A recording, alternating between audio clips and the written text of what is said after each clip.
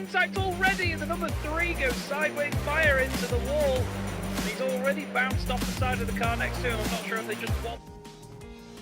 Good afternoon, good evening, and hello, ladies and gentlemen. Welcome to the Genisus Extreme HRSC Trans Am Racing Challenge. This is round 2, and this is going to be the 250 miles of Elkhart Lake. My name is David Christie, and it is my absolute pleasure, genuinely, to be back here.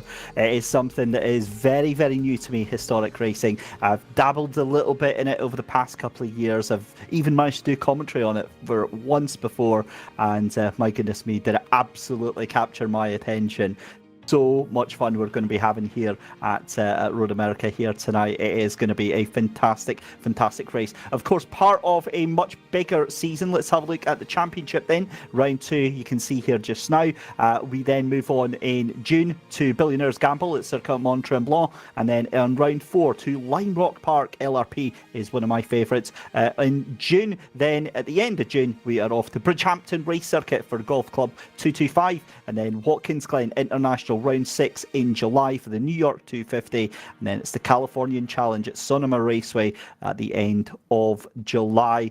Plenty to keep these drivers entertained through the course of the season. And of course, the great thing about this, it really is a test of man and machine. Now, as somebody that has been doing almost exclusively GT3, modern day GT3 sim racing commentary, this is an absolute treat, ladies and gentlemen. This is proper raucous hardcore racing from around about 1969, 1970s era cars, with none of the mod cons, none of the creature comforts that we've all known to love here. So it really is a thrill a minute that we're going to be getting over the course of the next 2.5 hours. I think it's around about 62, 63 laps that we're scheduled to be racing here tonight, and it is going to be absolutely fantastic. Qualifying has taken place. They have got themselves out onto the grid very, very shortly. But let's have a quick look at the standings for both the Pro and the AM. You can see Devin Browner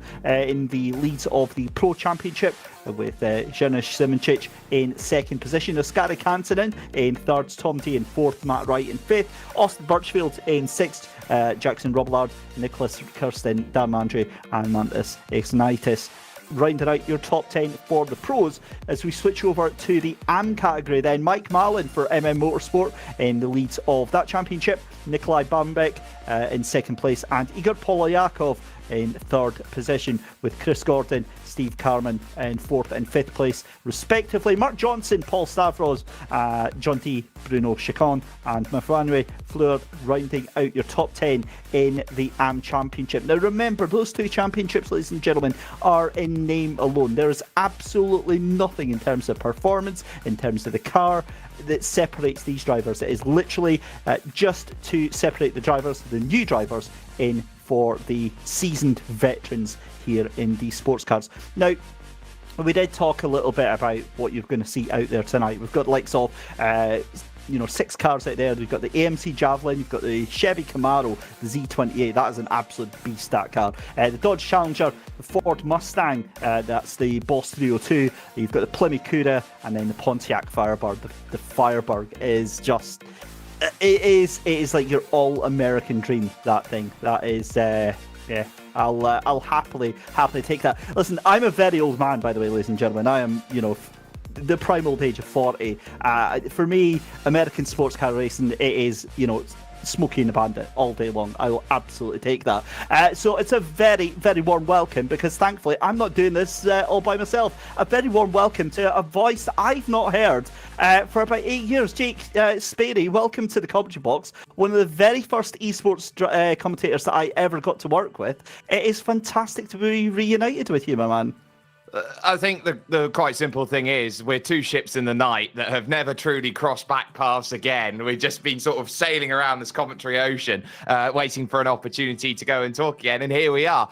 Look, I am so looking forward to this. Elkhart Lake, Wisconsin, Road America is one of the true great American circuits that you've got out there in the world. You throw the classics in on top of it, and you're asking a lot out of these drivers to say, right, This is going to be all about top speed, how you can carry that momentum, a track that has relatively remained unchanged through its duration of its history. So right back even at the Genesis, which is what this series is all about, this is what you've got to really have that smile for, because it's just like any other race that you've done in the world, but it's with the classics and you're going to have to be patient. You really, really do have to be so patient. The cars, of course, not having any of the modern comforts that we're used to with the likes of the GT3s and the GT4s, no traction control, no stability control, anything like that. It's literally, driver and machine taking it out on this just over 4 mile circuit here. And it's a difficult enough challenge in any machine, but in these absolute monsters where if you even look at the throttle jake in the wrong way, they are going to send you off into the wall in a very quick manner and quite a spectacular fashion as well. The one thing that I think everyone's got to remember when you're dealing with older machinery is that this isn't the digitized age of motorsport where everyone's got 84 billion miles of downforce that keeps the cars stuck to the road, and they've got to generate the power in a way that gets them around the corner and around this circuit. So what do you need for that? You need a whole boatload of torque that comes out from the engine and gets transferred into the wheels. So because of that, you're going to find that every gear shift is going to be squirrely, is going to be difficult out there. And because of that, you're looking around at everyone else and you think, yeah, maybe I do need to leave an extra half a car width every time I'm going out and racing here in this classic series, because the moment that you decide, right, I can take a risk, I can go side by side like that, you're so adverse to, one wrong gear shift and all of a sudden the car's going to lurch to the left or the right, depending on how much micro steering you've put into it. And that could be the difference between a multi-car accident or not. Yeah, and that we will come back to that in a second, because big talking points with it obviously taking part in R Factor 2. But in the meantime, let's go and have a look at our grid ahead of round 2 then here of the Genisus Extreme HRSC Trans Am Racing Challenge. Pole position for Janusz Szymancic then alongside David Mirczyk. The two teammates then on that front row with Devin Brown in 3rd place. And then in 5th place, Oskari Kantonen. 6th place is Jackson Roblard. 7th place is Nicholas Kirsten. And 8th place is going to be Nicholas Hilbrand. So that is rows 3 and 4. Rows 5 and 6 is going to be Riley Wyans. Matt Wright in 10th position. Tom D in 11th. Darren Andrews at the back of that row 6 in 12th position with a Chevy. And then in 13th position, it's going to be the Ford Mustang Boss of Austin Birchfield alongside Robin DeVos, and then John Kenny and Nikolai Bavenbeck on row 8 in the Pontiac Firebirds at the back there. And then 17th and 18th, Mike Mallon and Steve Carman with Chris Gordon and David Baca-Selden in 19th and 20th position. 21st and 22nd is going to be Seth Hermans with Paul Starovs, and then 23rd and 24th position, Mafanwe Fleur alongside Mark Johnson.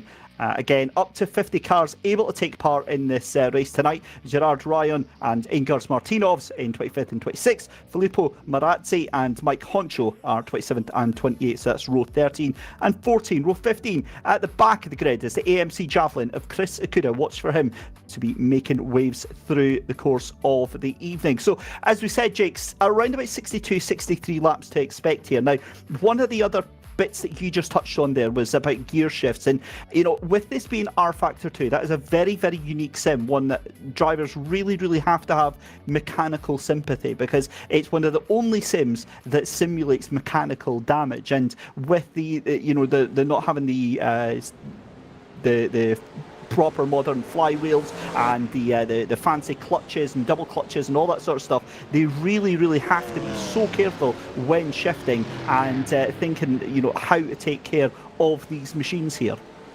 They really do, and this is going to be a case of drivers will have to baby their machinery around, and it's not just a case of picking the fastest piece of machinery out there and it's going to get the job done. It's going to be about how much durability do you have over the course of the racing that you've got. And I think it's quite telling when you look at the car list for the series as a whole that the majority of the drivers and the team have gone either for the Chevy Camaro or for the Ford Mustang. 16 and 12 respectively. You look down, the Pontiac Firebirds look great. They're at the front. They look positive here today. But you're looking around the AMC Javelin. You only got one AMC Javelin, 2 Dodge Challengers, and 5 Plymouth Cougars.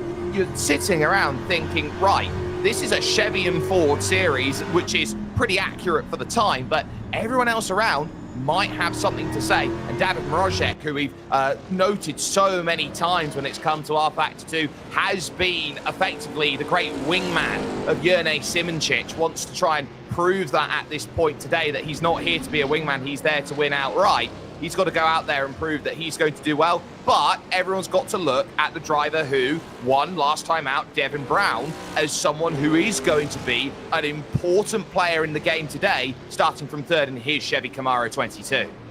And also on that note, obviously you've just mentioned about the splits in the cars as well.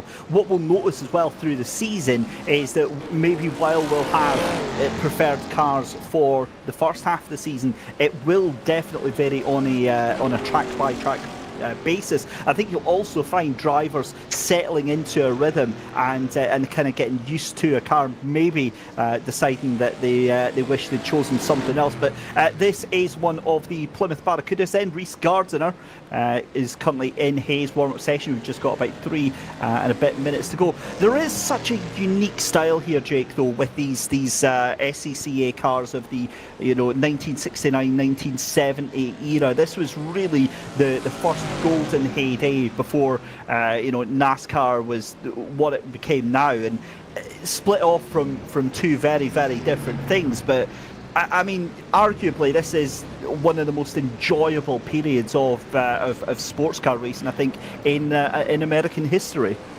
It really is, because you've got to remember, this is the era where you race the car on Sunday and you buy the car on Monday. It is that element that everyone looks at, and the Sports Car Club of America still very successful out there today as its own national series. And yes, while it doesn't get as much pomp and circumstance, so to say, as what NASCAR does at the moment with its global reach extending more and more, what you really get out of this machinery is that understanding of what this meant for the drivers and for the general populace at the time. If your car was winning races like these, it was going to be flying off of the factory shelves and right into homeowners' front gardens going, hey, look, this is what I want on my driveway because it's winning in the Sports Car Club of America. It's going to be a case here with what we've got going on and how these drivers are going to be challenging that.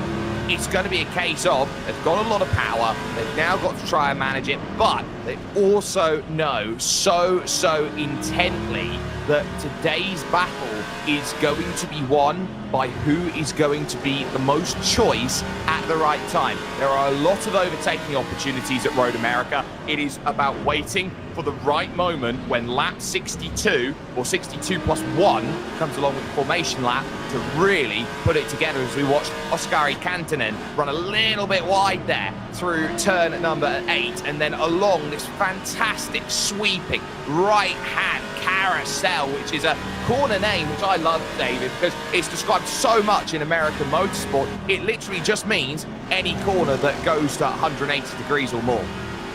My favourite is any corner that's named the Kink, because it implies that it's an absolute nothing burger of a corner. 9 times out of 10, it's usually where you see all of the hell breaking loose there. But as you were mentioning the carousel there, a beautiful shot of the Oskari Kantanen on the right hand side there. And it's something that we're going to have to get used to here, is that tail end of these cars just absolutely booting out with the power slides and the oversteer that goes in with the raw power of these engines that are behind the wheels of these things. They really, really are just so much power here as he gets out of that final corner then, out of turn 14 and across the start-finish line. 40 seconds left to go into warm-up, and I've got to be honest, as somebody that's only had minor dabbles into historic sports car racing, I remember entering a community race, and I think it was British historic sports cars.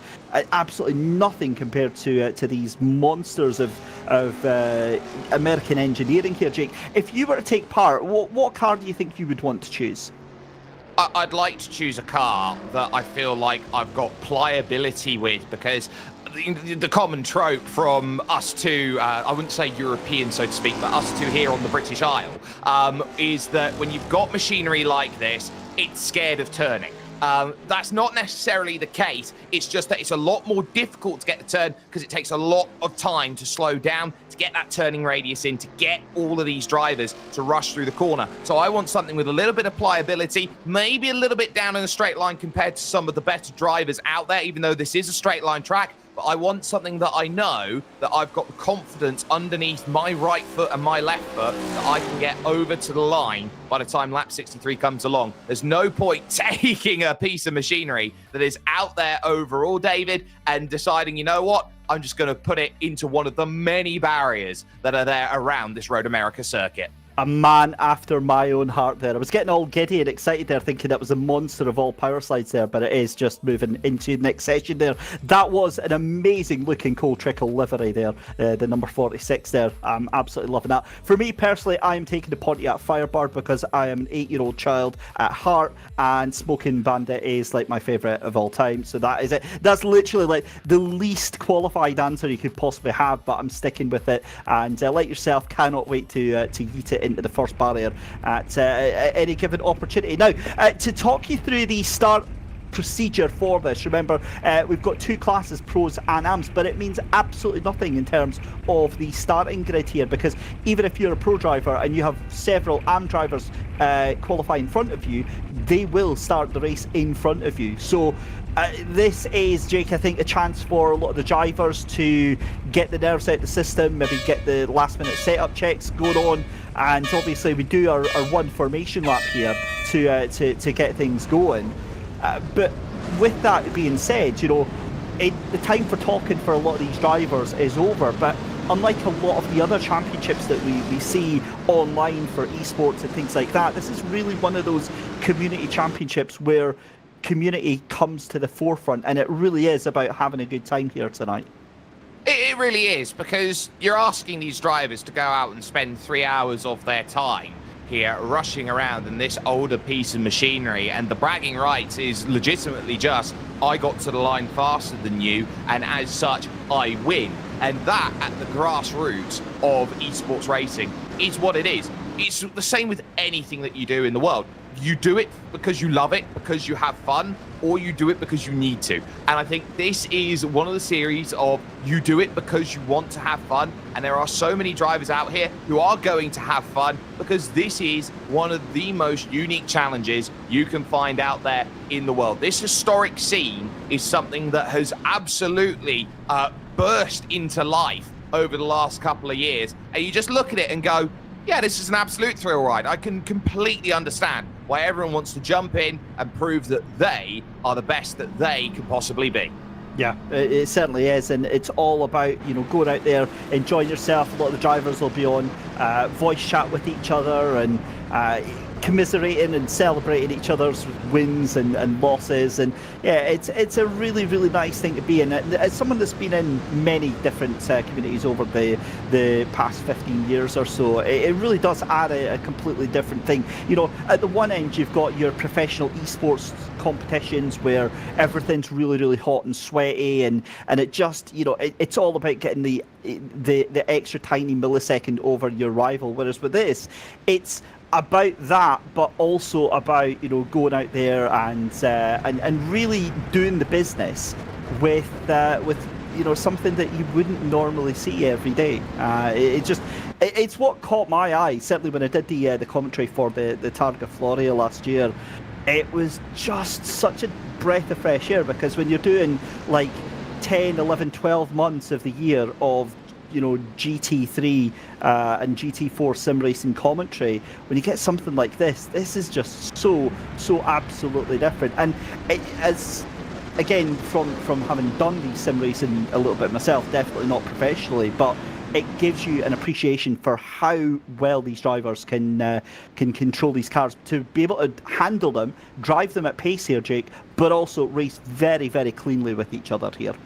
Yeah, and it's that respect that I think is the most needed when it comes to what these drivers are looking at here. They know that they can go out there and they can bash panels for the first 10 laps, but that's not going to win you the race here today. What's going to win you the race today is just being patient and realizing you've got a car for the long haul. You've got to go and prove it. This is going to be one of the prime places late on where you're going to see this race decided. That Canada corner, which sits just a couple miles away from the Canadian border, it's going to be one of those corners you look at and go, if you want it, that's the corner where you're really going to have to make it happen. Off camber at Bill Mitchell, and then of course that final corner, turn 14, out on track. That's where the setup is going to be to start all the great laps, to make moves into turn 1. This feels super speedway-esque, and this is the great road course of America.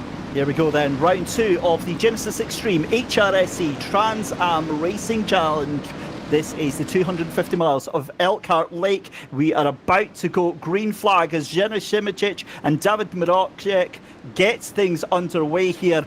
Any moment now they come across the line just under that starting bridge here, as we will go for 62 laps and we are underway. The two Pontiac Firebirds lead things off. You've got Devin Brown just behind there in the Chevy Camaro in that number 22. He'll be wanting to tuck in early. Now, for those of you wondering what to expect here, it is going to be thrills and spills pretty much from the get-go here, but they are going to try and calm themselves down as quickly as they possibly can. They've already got a yellow flag kicking off a little bit further behind. I think that's the number 31 of Birchfield that's got himself into some drama here, but this is kind of what we expect here from these pro cars at the front of the field. It's a very, very orderly start here, but it does look like Oskari Kantanen eager to try and make some moves here, Jake, as that is Rhys Gardner all over the back of Devin Brown. Look, Rhys wants to try and make up for his internet deciding it didn't want to play ball as everybody slides behind. I think that was Kantanen there getting a full-on fishtail going down in towards turn 5, and that could have so easily have been a lot more dramatic there as we watch John Kenny. But Rhys Gardner is going to be one of the most interesting drivers to watch out there in terms of what he goes through. At birth, he lost all of the nerve endings out of one of his arms, so he has to race with a modified steering wheel out there to go and race. And honestly, it's a custom rig that he's got built to try and get himself out there and racing, and he has got legendary elements of pace. He is someone who knows how to work a classic car like this, and he is up there with some of the best to offer. Mirocek getting the jump on Jurnej Simoncic. Gap at the front, currently 0.4 of a second between Mirocek and Simoncic just now. That's going to leave Devin Brown just half a second behind, so it really, really is very, very close at this opening stage of the race here. We're watching Dan Andrews a little bit further behind. That's down at the kink, and that is going to be very, very wide just behind him as well. That was Birchfield, I think it was, that Austin Birchfield, who properly sent it going into the kink in that Ford Mustang Boss, the number 31 car. But again, that iconic red and blue livery just behind him as we cut to Nikolai Babenbeck down in 17th position here. And again, this opening lap been very, very chaotic. As a little bit further up, we've got some more drama as we're about to head into that final corner. One lap down then, Jake, and it's still Mirocek then who is ahead of Simoncic there, 0.4 of a second. But again, you know, it's essentially like a mini endurance race. They've got to just sort of knuckle down, keep themselves, you know, out of any sort of mischief whatsoever. But you're seeing some huge gaps already opening up. What's that? About 13 seconds, 14 seconds from first to 20th place on one lap. Yeah, and you're going to get that because it's such a stop-start nature to this circuit. The gaps are going to happen early, and everybody now is in a position of, right, we've formed our battle pack, and now we've got to sit in it. You made your bet, you've now got to lie in it. Riley Wyans, one of those drivers looking to try and find the pass from Nico Hillebrand, not quite able to get through on the German, but you look behind at that group, you've still got D in there, and that's what they're trying to chase down. Jackson Robillard looking to try and make the pass there in that number 98. Gardner having none of it, but Rhys here's got a really difficult challenge. He's got to stay with Devin Braun, who is all over Jurnej Simoncic there just in front, and so long as this group doesn't battle, as there goes Rhys wide, Jackson Robillard has the unfortunate situation of turn 7 immediately following. That's the hurry down section. Very difficult to make a passing move, 6 through 7. Yeah, and that is the respect that we were seeing, or rather talking about just a couple of minutes ago there. Jackson was within his rights to possibly be aggressive there and try and force a manoeuvre there, but knew that it was very likely that it was going to cause an accident between the two of them there.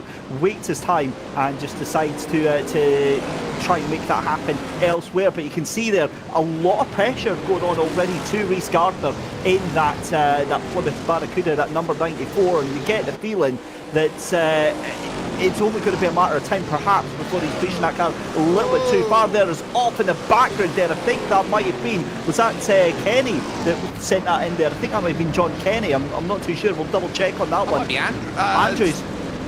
No, that'll be right. That'll be 49er Bright there, who just went off the road. Absolutely flying through there. Matt Wright and his Plymouth Barracuda is just taking the King to the extreme. Now, there's two philosophies with the King, right? The first is don't lift. Very difficult to do in this machinery. The second philosophy is never go too wide at the King, because it often ends up in tears, as Robbie Yard again looking to try and find an angle up the hill to go out there and make some moves happen, not quite finding it. But you're finding these drivers are trying to search for the track limits here. They're trying to search for what makes their car go that slightly bit faster.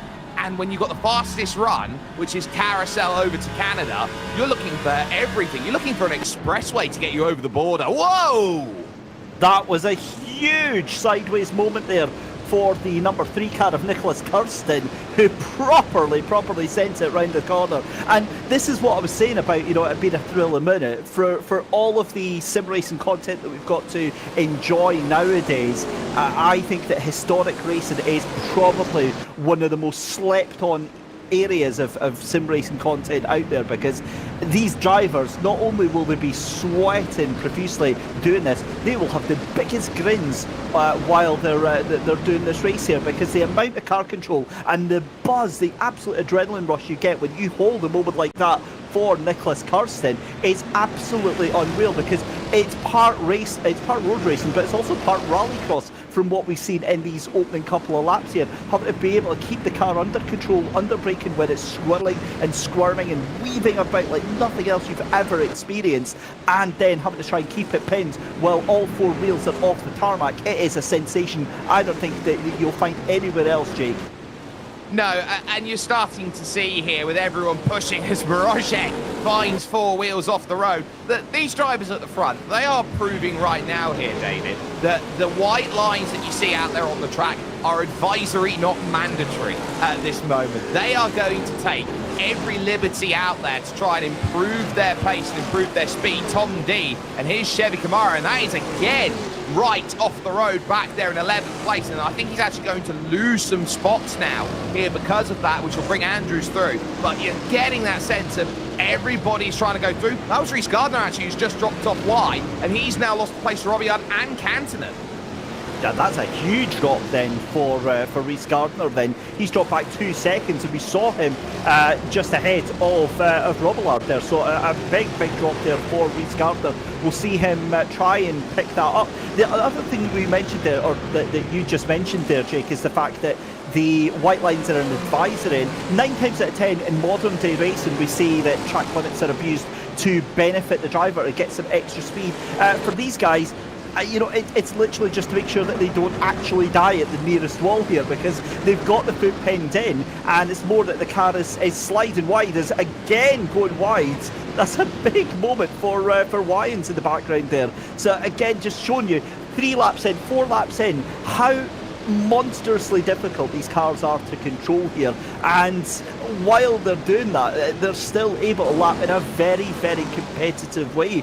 But saying that, the gap's now starting to open up quite significantly, given that, say, you're outside the top 10 at the moment, you're now going to have to pull 10 seconds back on the leader there. So it's a huge send up the inside from Tom D. Thinks better of it. That gives Nicholas Hillebrand a chance to catch back up. Now, what has happened to Nicholas Hillebrand? He was a little bit further back on qualifying, so that's a hell of a start there for Nicholas there. But again, you can see really struggling for any sort of straight line stability in that Chevy Camaro.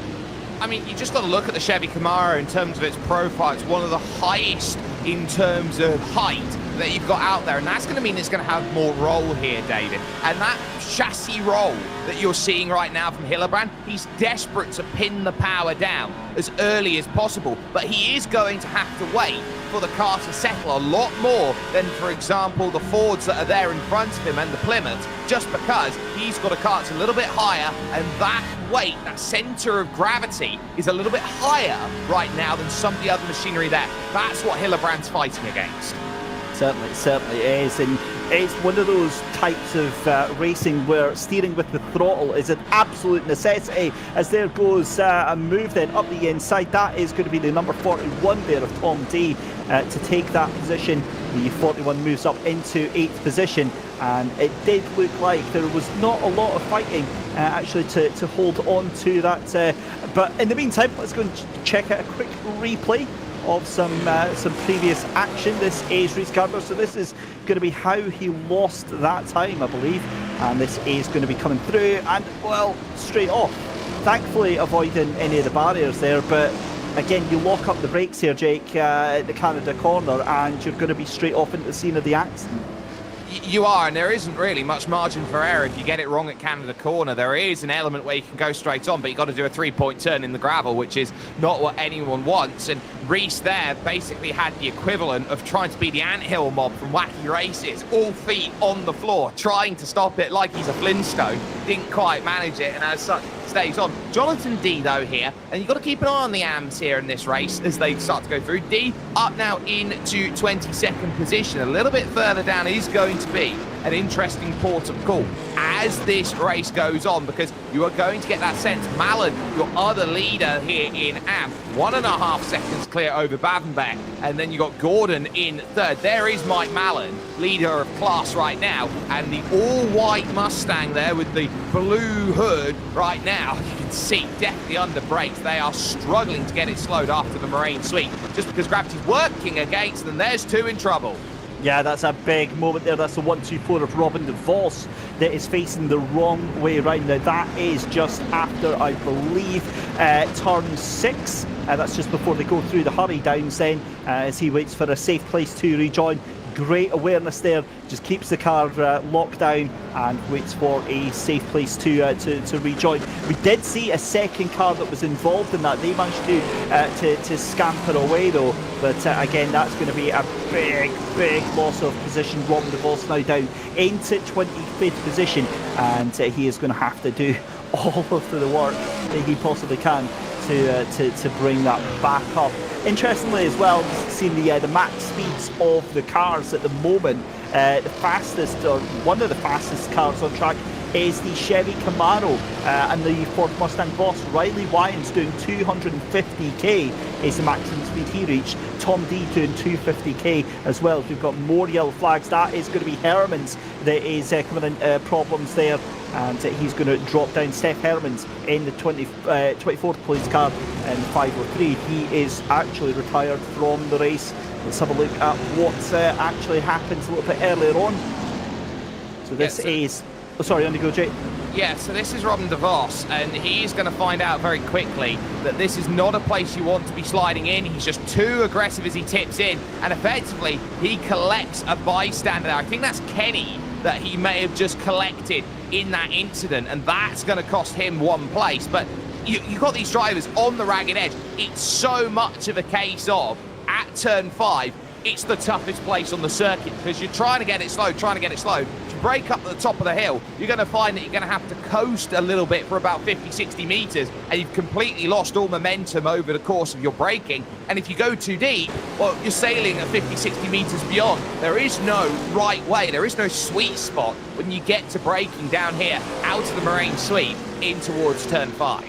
Yeah, especially when you're heavy onto the brakes, the track dips away as well. It's a decline, so you're going downhill. So all of that weight being transferred to the front and onto the front tyres, it lifts up the rear tyres as well, which is why they're so eager to come up with, you know, the extra power of these engines as well. It'll throw these cars round in an absolute instant.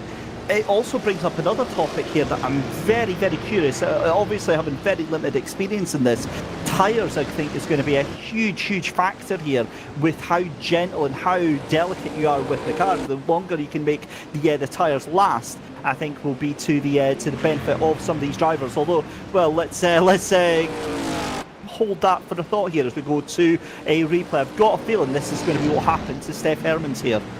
Yep, so this is going through at the Hurry Downs, and the back steps out, able to gather it once, twice, able to keep going. So now you go through the long carousel. Once it tries to bite the Pontiac Firebird, now he's on the limit of grip, trying to get that turning through. It's going to go all the way around, tries to fight it, out in the grass, and I think that's going to be a case of I'm going to pull it off the side of the road and call it a day. Steph Hermans really not having any love with that Pontiac at all. But Jene Simoncic, very happy just to play the patience card. He knows how Davin Mrožek drives. He has seen it time and time again, but right now he knows not really much benefit here, David, in taking the lead here on lap 8 of 63. You might as well sit behind, drive well within his means, try and save tyre life as much as he can, try to save a little bit of fuel as much as he can, because let's take a look at it.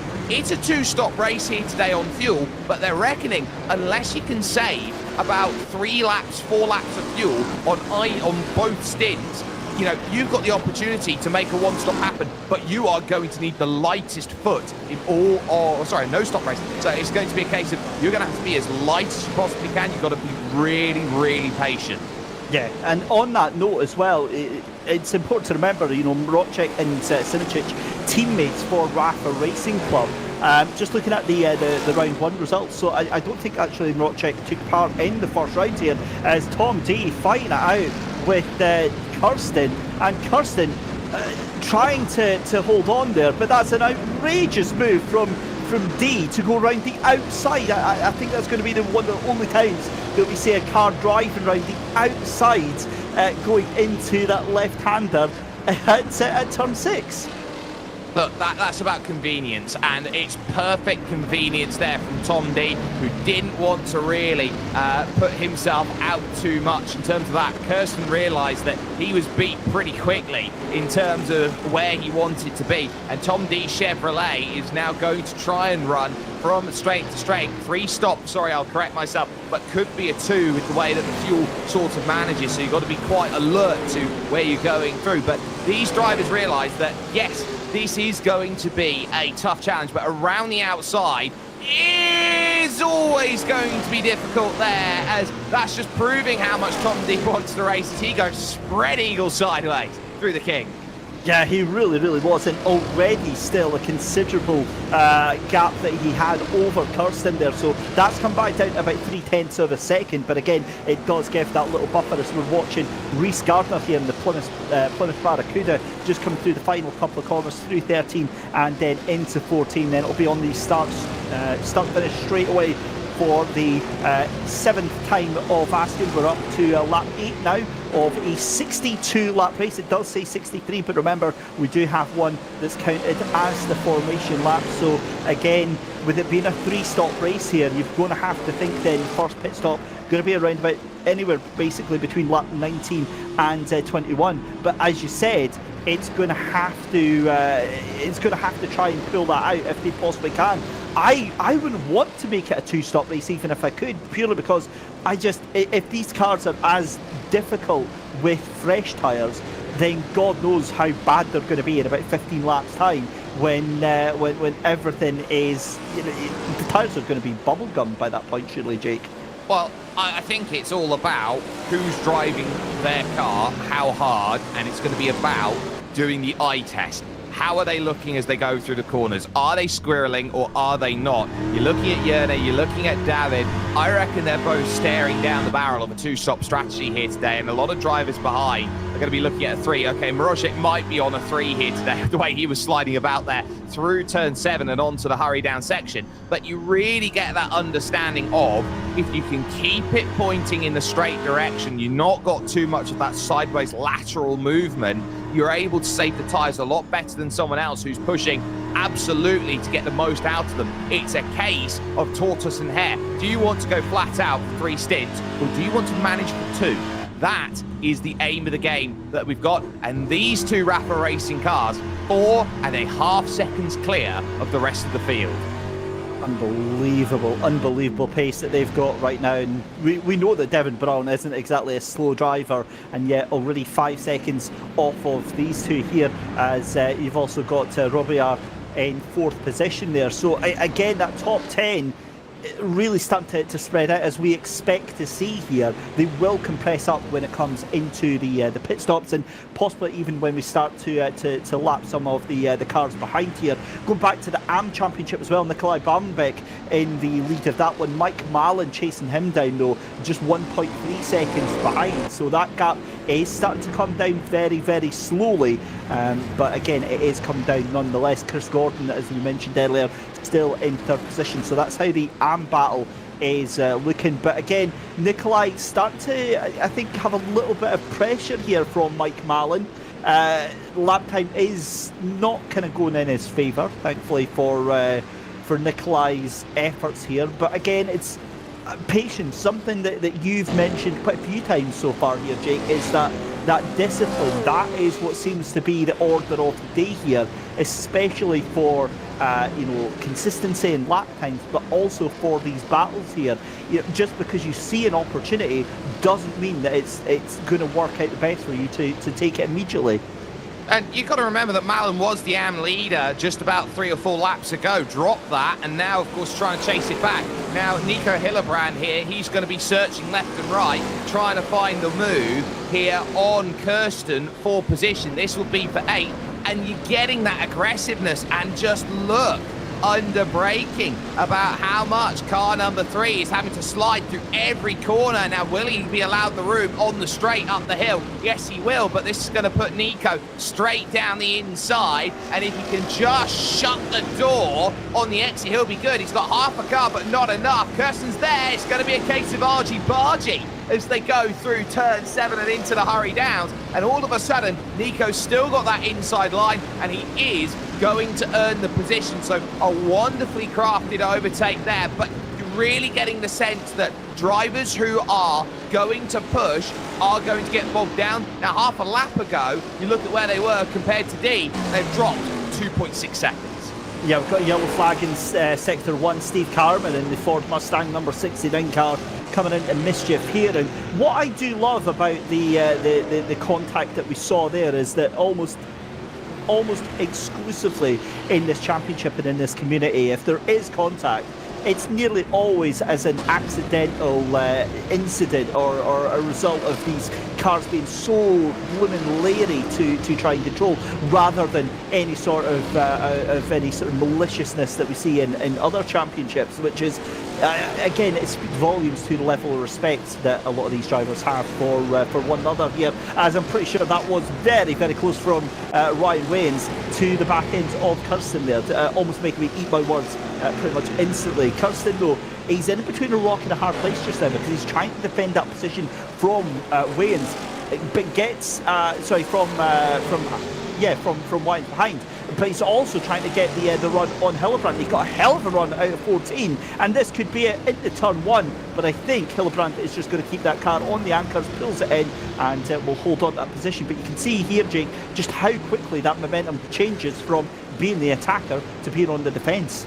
And Nicholas Kirsten has been the driver who has been looking backwards and backwards and backwards throughout this first stint. Now, you'd expect here, with 62 racing laps, that those on a 3-stop strategy today are trying to go to lap 15, lap 16, and that's Darren Andrews coming out of turn 3 into the inside barriers in his Chevrolet, and that Camaro does not look like it's the most healthiest it's been, and that's going to drop him behind Bavenbeck then into 15th overall here in this race. But it goes to the point, drivers right now are either going to be in struggle street here around lap 10, lap 11, as Andrews has just shown, or they're going to be in a position where they are quite happy with the way that their race is going, because you're looking at what you need, 15, 16 laps. If you're on a 3-stop, you're on a 2-stop strategy, you're needing 20 laps. Now here's an interesting little tidbit here. Dan Andrews has come out right in the middle of this AM lead battle. That is none other than Nikolai Bavenbeck just in front of him, and the recovering Mike Mallon try to chase him down here. So you get the feeling that he does want to try and push, he does want to try and chase this down here. But again, it's a case of how much pace does he have in the tank, and when does he want to try and take those opportunities. We saw another brief yellow flag there. You're going to see them time and time again here, with the fact that it'll get brought out any time that the car breaches track limits and goes off into the grass here, as we're watching Reese Gardner chasing down Oscar Kantonen. Again, this is the battle for 5th and 6th position, coming down into that final corner here. Fastest lap of the race, just a couple of laps to go there. Janis Simoncic in 2nd position, so he does obviously have the pace there, but the two of them, I think here, Jake, just quite happy to break away from the rest of the field and just do what they need to do. Maybe they'll allow themselves to fight off each other towards the end of the race, but there's certainly no reason for them to do that just now. It's quite simple, really. How many drivers do you want to race against at the end of the race? That is what these two are thinking about, because if they don't battle, they know that this is a race of 2 drivers. If they do battle, it's a race of the entire field, because it could be a lot more than just 2 drivers when all things said and done, when they get to lap 63 overall of this race. So down the hill on the brakes, Jene Simoncic waits, and he will have the patience of a patron saint, waiting for an opportunity right now to look at David Mrozek and go, you know what? I do want to get through on your Pontiac Firebird with my Pontiac Firebird, but at the moment, there's not really much point in going out there and trying to throw what you can at the wall and hope that it sticks. This is one of the most unique vehicles out there, though, the Pontiac Firebird, because when you look at it on everything that it's got, it's the heaviest car here today, weighing 1,621 kilograms right now, David, but it's also second worst on its power. It only produces 389 brake horsepower out of that engine, as Kirsten, again, close to Hillebrand through the hurry down section is going to be close enough. So that's what I'm starting to get an understanding of. It's about feel for drivers. The numbers can only tell you one thing, but you can't win a race like this on a spreadsheet. No, absolutely not. And the other thing with that as well is that they are the only 2 Pontiac Firebirds in the top 10. It's all Chevy Camaros and Plymouth Barracudas, with their only other car, the AMC Javelin, unfortunately, being down in 27th position. Chris Akuda behind the wheel of that one in the 808. But we've had, looks like Mike Honcho into 28th position. I think he's into the pit lane as well, possibly going to be retiring as well in that Chevy Camaro number 46. But we're watching Nicholas Kirsten right now then in 9th position, chasing down Nicholas Hillbrand. You can see our social media tags there, hashtag HRSC and hashtag Genisus Extreme. Get on the Twitters, get on the Instagrams, send us all of your comments, get involved in the YouTube chat as well. We'd love to keep you company there as well. If you've got anything you want to say, if you've got any shout outs to anybody you're supporting today, or any messages for myself and Jake, let us know in the comments, and we'll do our best to read them out. But we're already on to lap number 12 as we're seeing this fight for 8th, 9th and 10th position. The final steps on that top 10 coming into turn number 1. And again, it seems here, Jake, that certainly these cars here, watch me eat my words almost immediately, but again, a little bit of a calmer driving style now from these 3, from the sort of first 5 minutes where it was all tailspin or tails out everywhere. Look, at some point in your stint, you do have to realise that you want a track position when it comes to the pit lane. It is one of the toughest pit entrances that you've got, because it's a massive uphill where you've got to make sure you're single file as you go in, because it is a one-track pit lane. So you're thinking about, what do you want? You don't really want to drop 2, 3, 4 positions before your pit stop comes along. You really want to be in a position where you can say, right, I want a clear run, if it's possible. Huge amount of opposite lock there from Kirsten, moving through in towards the hurry down section. But you really get that understanding of, do I really want to rock the apple cart just before I come into the pits? Because if you're going to just try and jump up a position and then immediately go into the pits, what have you really achieved? A Pyrrhic victory, and unfortunately for a smooth brain like me, Jake, that's more than enough. That'll just get it. I'm the sort of person that'll race somebody to a trolley, so yeah, I'll happily take the small victories that I can get. But you're absolutely spot on with that, though. It's all about the bigger picture, and it ties back into the consistent messages you've been saying about patience, consistency, and just playing the long game essentially here. We've still got another 50 laps here to go. We're already 12 laps into the books, and that's why we're seeing Riley Wyans just being very, very patient on trying to make a move here for Nicholas Kirsten, and that goes again for Kirsten just up in front. The more pressure that they can apply to Nicholas Hilbrand, the better. Hopefully push Nicholas in doing something, and then they can both gain a position. That would be the sensible move right now, but certainly we're going to have to start thinking about pit stops in about 5 to 6 laps time. Just also noticing that gap, or that battle rather, has been reunited between Nikolai Bavenbeck and Mike Marlin in the AMS. That gap is now going up to about 2 seconds, so something's happened actually to Mike Marlin just as I was looking there, because that gap was about 0.8 of a second, and now it's up to nearly 2.5 seconds there. So not sure what has happened to that battle for Am, but it certainly looks like Nikolai is quite happy and streaking away with things right now. Yeah, he's got a small gap. I wouldn't say streaking away just yet, but that could be the difference between a missed shift or not. That can be the difference, of course, between running off the road and having to try and gather it back up again or not. So that's certainly going to be a lot of where you're expecting drivers to be searching. And again, you look behind Hildebrand, here comes the look now. Riley Wyand has to get out of it early as they now slide down the hill towards turn 5. You've got to be committed early to that move. The moment that you don't have the overlap and you've got such prolonged braking zones, because let's be honest, you've got brakes which are kind of like wheels of cheese. Basically at this point, you can see the brake discs glow as they go through every section. You're not going to get much slowing power out of them. So you really have to commit and get alongside early in order to be there for the move. Otherwise, it's just close your eyes and pray at that point. Yeah, that is... it's funny that, because that really does sum up my sim racing career. Close your eyes and kind of hope, and that's really what you can't afford to do with these things. We saw from Steph Hermans the amount of car control just to go around one corner and not completely throw the towel in for yourself going into the next here, because while you've got to throw the power in and try, and it looks glorious, coming through the cars all, with the tails hanging out and everything like that, but the problem is you've then got to gather that back up. You've then got to get control of that car and slow it down for the next corner, and it can easily go from looking like an absolute hero to being a villain in the case of half a second there, and that's exactly what's happened there, just behind with the Wyans there in that number 5 car. That was a big moment there for the number 5, and again they've now completely dropped off the back of Nicholas Hilbrand, and somehow I didn't notice that though, Matt right up to the two of them here. He's lapping about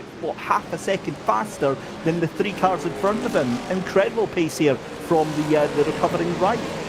Yeah, well, he's difficult to miss on the circuit with his bright orange, so it's not a case that he's necessarily crept up on them. But what you'd certainly get an understanding of is that those 3 have been so absorbed and engrossed in trying to get into each position that they possibly can to jump a little bit ahead, that they haven't been focusing on what's behind. And Matt Wright's Plymouth Barracuda has just been quietly notching up the laps, and that Plymouth is just doing what it needs to do right now, staying well between the lines, giving that opportunity for himself to go, right, I know I can make these moves and they will be coming up soon. So this really is a sense of, what do you want? Matt Wright, I think, is doing everything correctly. He's finding a group at just the right time. And keep an eye on this group, because Robillard has been put through the ringer over the course of the last couple of laps or so. Oskari Kantanen has been as close as a 1/10 of a second behind, but unable to really capitalise there on Robillard, who is having a fantastic race. But then you got Reese Gardner, who's been a little bit sketchy to get his, I would say, toes wet in this one in the quote-unquote Road America paddling pool. But I'm sure he'll be hoping to go for a full ocean swim over the course of his second stint. We've got our first caller into pit lane. Mike Hodgel has decided to make his way into pit lane just now. We're watching Oskari Kantanen just now. That is going to be, I believe, a lapped car in front of him. No, it's not. That's sorry, that's Robland, of course. That is just in front of them. At the moment, it does look like we've got all of the cars, apart from Mike, who is into pit lane, still on the lead lap. Now, what difference, Jake, do you think traffic is going to make here? Because obviously we're going to have lap cars, I would imagine, at some point in the next sort of 10-15 minutes here. I don't know if it's going to be too much of an issue personally for the front two, but I think it could cause, you know, with the gaps that we've got, say, from 4th to 6th and then 7th to 10th position, I think we could get some big, scary moments here. I think you can. I think it's going to be a case of how far are you losing? Are you 3, 4, 5 seconds a lap slower here around Road America? And if the answer is yes, then it is going to be quite marked, the difference between one driver and another. And I think it's purely down to confidence under brakes and how much speed you feel like you've got to carry around the corner. Because yes, you can drive this as pointy and as straight and as narrow as you possibly can, as we watch Steve Carman, who is proving that he is absolutely a Carman right now in that Ford Mustang Boss. But he really does have that understanding of knowing that the drivers at the front, they're all pretty much throwing everything they've got at the wall and hoping that the car's going to stick on the limit of grip. These drivers a little bit further back are driving more conventionally, more in between the lines, but they're not exploring the full limits of the grip, because you've got to know that to go faster, you've got to be a little bit stronger on the noisy pedal and have the confidence that the car is going to snap back into line. Yeah, on the note of that loud pedal as well, we I did mention earlier on about driving with or steering with the accelerator, and for some, you know, that are maybe a little bit new to this, it's a very important concept to kind of get your head around, because obviously the whole thing of driving a car very fast is, you know, you point it into the corner, you put on the brakes, and then you turn. Whereas with these cars, you know, you have to kind of get as much speed through the corners as you possibly can. That's generally the point of racing. So the way that these cars drive is completely different to modern day cars, because they are very tail happy. The tail fishes out, and then you kind of put the foot in. What you end up having to do is modulate the throttle, keeping it sort of in and out, and just gently bringing it back in, rather than just snapping it down, because you don't have the traction control, because you don't have the mod cons, the computers, you know, keeping all of that traction on the ground there. It's the best way of making sure that you get as much speed through the corners as you possibly can. And also it can help with getting a little bit of extra grip, because you're able to work with the car rather than just sort of on the brakes and trying to use the momentum, use the inertia of the car to flip things round. But we're on lap 15, lap 16 now, as Mrocek and Simcic come across the line again. We've had two cars now into pit lane. That was Steve Carman, was the second driver into pit lane. But again, start to see these gaps developing as you've got yellow flags left, right and centre. Obviously no surprise here, as you've got a three-way battle for 4th, 5th and 6th position here. And someone is going to have to give up the ghost here, as Gardner ends up taking that 5th position here. You get a feeling that Robillard wants to get that back very quickly indeed.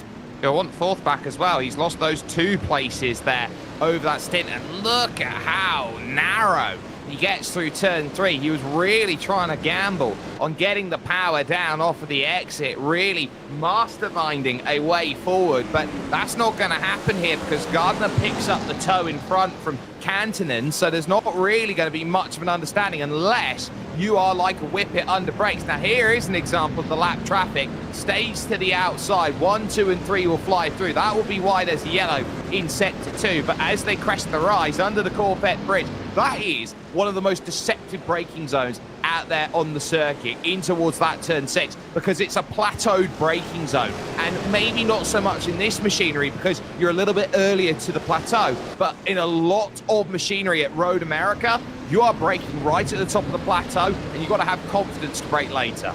Yeah, on that note, on 6, it's also, I find it's a bit of a blind corner as well, the apex into that, because it's going over the crest of a hill.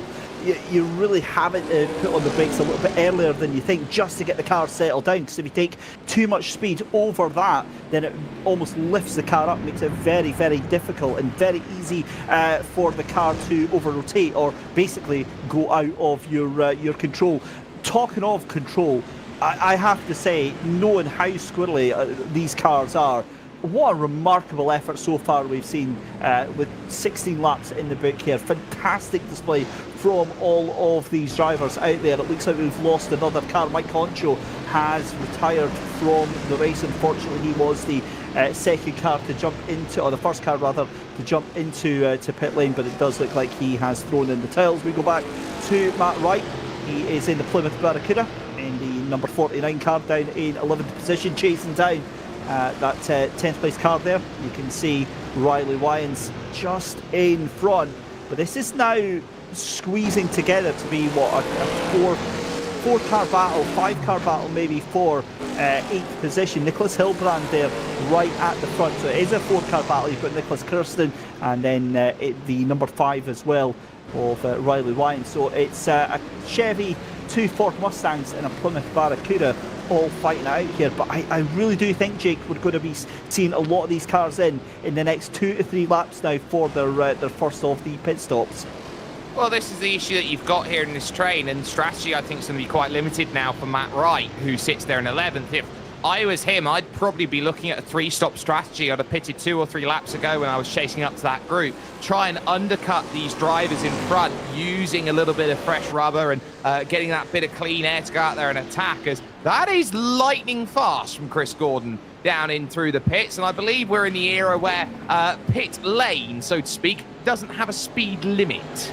That's wild. That's one of the things that I did not check up on, and I was not expecting that. That looks cool AF. Absolutely loving that. To hell with safety standards. Let's just send them all in at 1,000,000 miles an hour. Right, let's go check. Oh, we'll come back to that in a second. As Mrocek sends it wide, but again, Simoncic just happy to sit behind his teammate there. Let's go check what happened earlier then.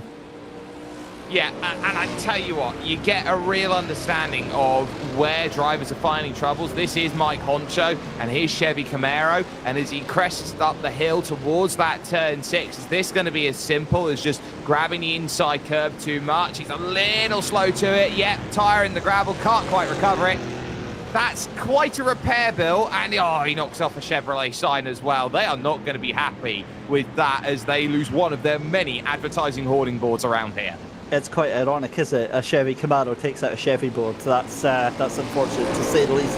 Double damage there, and we say goodbye to Mike Control, but a huge thank you for joining us this evening. And I'm saying that maybe he's just in the pits getting repairs, but it does look like he has DNF'd from the race. So yeah, he is done and dusted. But either way, we've got more racing action to come as we come into the second third of the races. Robin DeVos, very, very loose coming out of that corner there. I believe that is the 69 car of Steve Carwin that he's trying to get past there and gets it done. So that is a huge move for position there, and a very, very aggressive one from the pro car. Now, bear in mind though that Robin DeVos has been into pit lane, so that would explain why he's down in 21st position. So the first of our pro cars has been into pit lane, but again, we're looking at the AMS as well. As Dan Andrews, I believe, is into pit lane. Yep, there we go. He's in there just now. So that's the second of our pro cars. And again, this is now going to be the window opening between lap 18 and 21 for a 3-stop race for these drivers. Certainly, fuel-wise, tyre-wise, I'd personally opt for that one myself. Well, if you can get to lap 21, you are going to be good, but you've got to try and get to lap 22 to try and really open up even lap 23 if you can. So you're really trying to open up the options that you have available to you. They are going to be on the cusp. It will be that sort of splash and dash type run that you've got to take somewhere if you are going to be going at it for the victory overall. And you are seeing David Mrocek here right on the limit of grip in his Rafa Firebird at this moment, and he is driving like an immortal phoenix because he knows right now that he has got, I would say, one of our Factor 2's greatest drivers out there at the moment in Jurnej Simoncic. You look at his palmarès, David, on what Jurnej Simoncic has done in the world of R Factor 2, you just have to go, wow, open your jaw and say, you are pretty much up there in terms of resume with the likes of Bono House. 100%. I think definitely one of the greatest talents that we've seen in the whole recent sim racing era. But the other bit that gets me as well, Jake, is the fact that Simičić made that look so effortless behind Mroček there. Mroček was really pushing that car to within an inch of its life, and Simičić just looked so cool, calm and collected behind it, not really making any opportunities, not really pushing where he could there. I get the feeling that he has got a lot in the tank here, and that we may see a very dominant performance from Simičić in the second stage of the race here, as a lot of the cars now have decided that enough is enough, and into the pits they come here as Mroček then comes out. Crucially, I think he's going to be in the middle of some traffic here, possibly only for a lap or two, but either way, I'm very curious to see what Simičić can bring out of the bag here. Well, I think Jene Simičić here is able to run a little bit longer, and that is going to pay him some stead, because it means he will have to fill up less by the time he gets to his final pit stops of the race, because he is running long on that first stint. Now, in comes second from the AM category, Mike Mallon is going to make that call to jump in, which does leave out Bavenbeck on his own. And De Vos, remember, was turned around at turn 5 as he tries to recover his way back through the field with that early stop, looking for the move there on Jonathan D for position. This would be for 20th, and look at how he just opens it up. It's almost like trying to get a crowbar there at the 42, but that is ironclad shut through Bill Mitchell Bend, heading to turn 14, the final corner out on track. And you're just trying to pick a pocket. Little bit of contact there is going to say, come on, you got to get going. If you want to get in the pits, hurry it up. Yeah, he was obviously trying to not take an advantage from that little bit of contact there, but then Jonathan D decided that enough was enough. He was going to pop into the pit lane anyway. Well, that just shows you how patient you have to be. It's something that we've mentioned all the way through the broadcast so far. It's just, how gentle you have to be with the throttle, not only for your own sake, but for the sake of cars around you, and any car that you're trying to overtake. Is now we're starting to see some proper pace. Do not be surprised if this is going to be possibly a purple lap here from Jene Simičić here in the lead of the race. He wants to try and get this out. He is starting to lose a little bit of time though to Devin Brown, who is starting to catch up. That was a 2:24.9 there from Simičić. It was a personal best here. Here is Dan Andrews then onto the back of John Kenny. Kenny going a little bit wide there through turn 8 as he's coming through the right-hander here, and that long sweeping carousel here. Jake, you said that it's one of your favourite corners on the track here.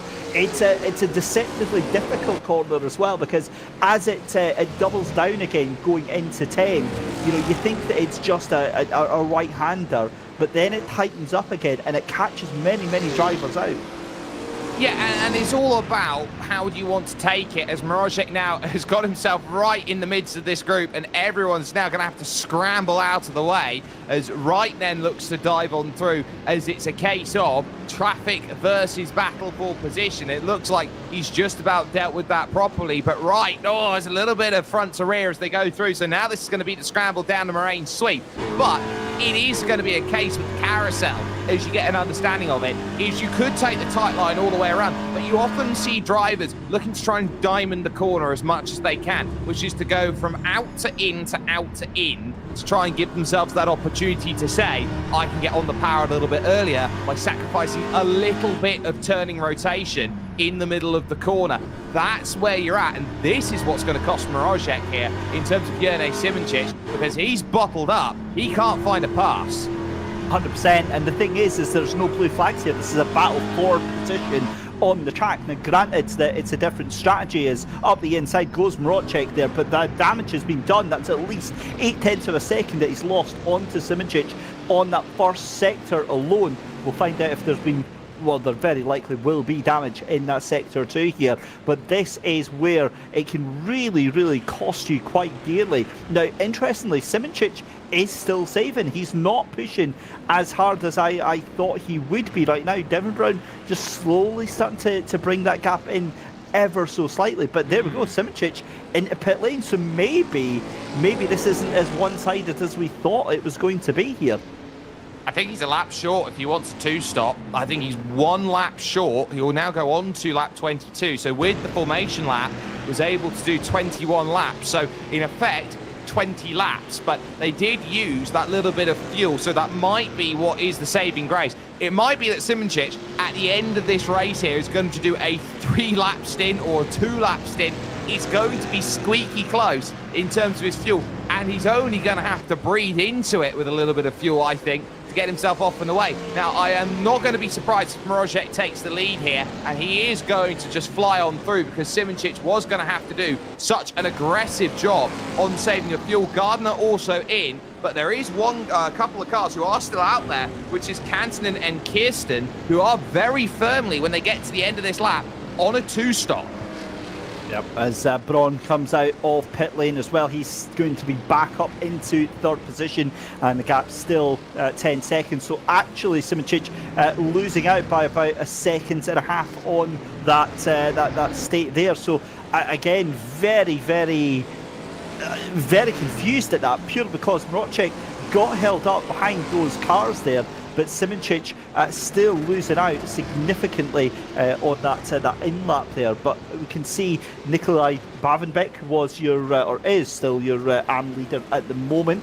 Mike Mallon hasn't pitted just yet. He may very well come into the pits this time by. No, he stays out, so he will, I'd imagine, possibly take the lead. Oh yeah, sorry, absolutely spot on. Yeah, great catch there, Jake. Mike Mallon has already... Well, actually, we're saying that. Mike Mallon, it's not shown that he's been in the pits. I'm pretty sure he did.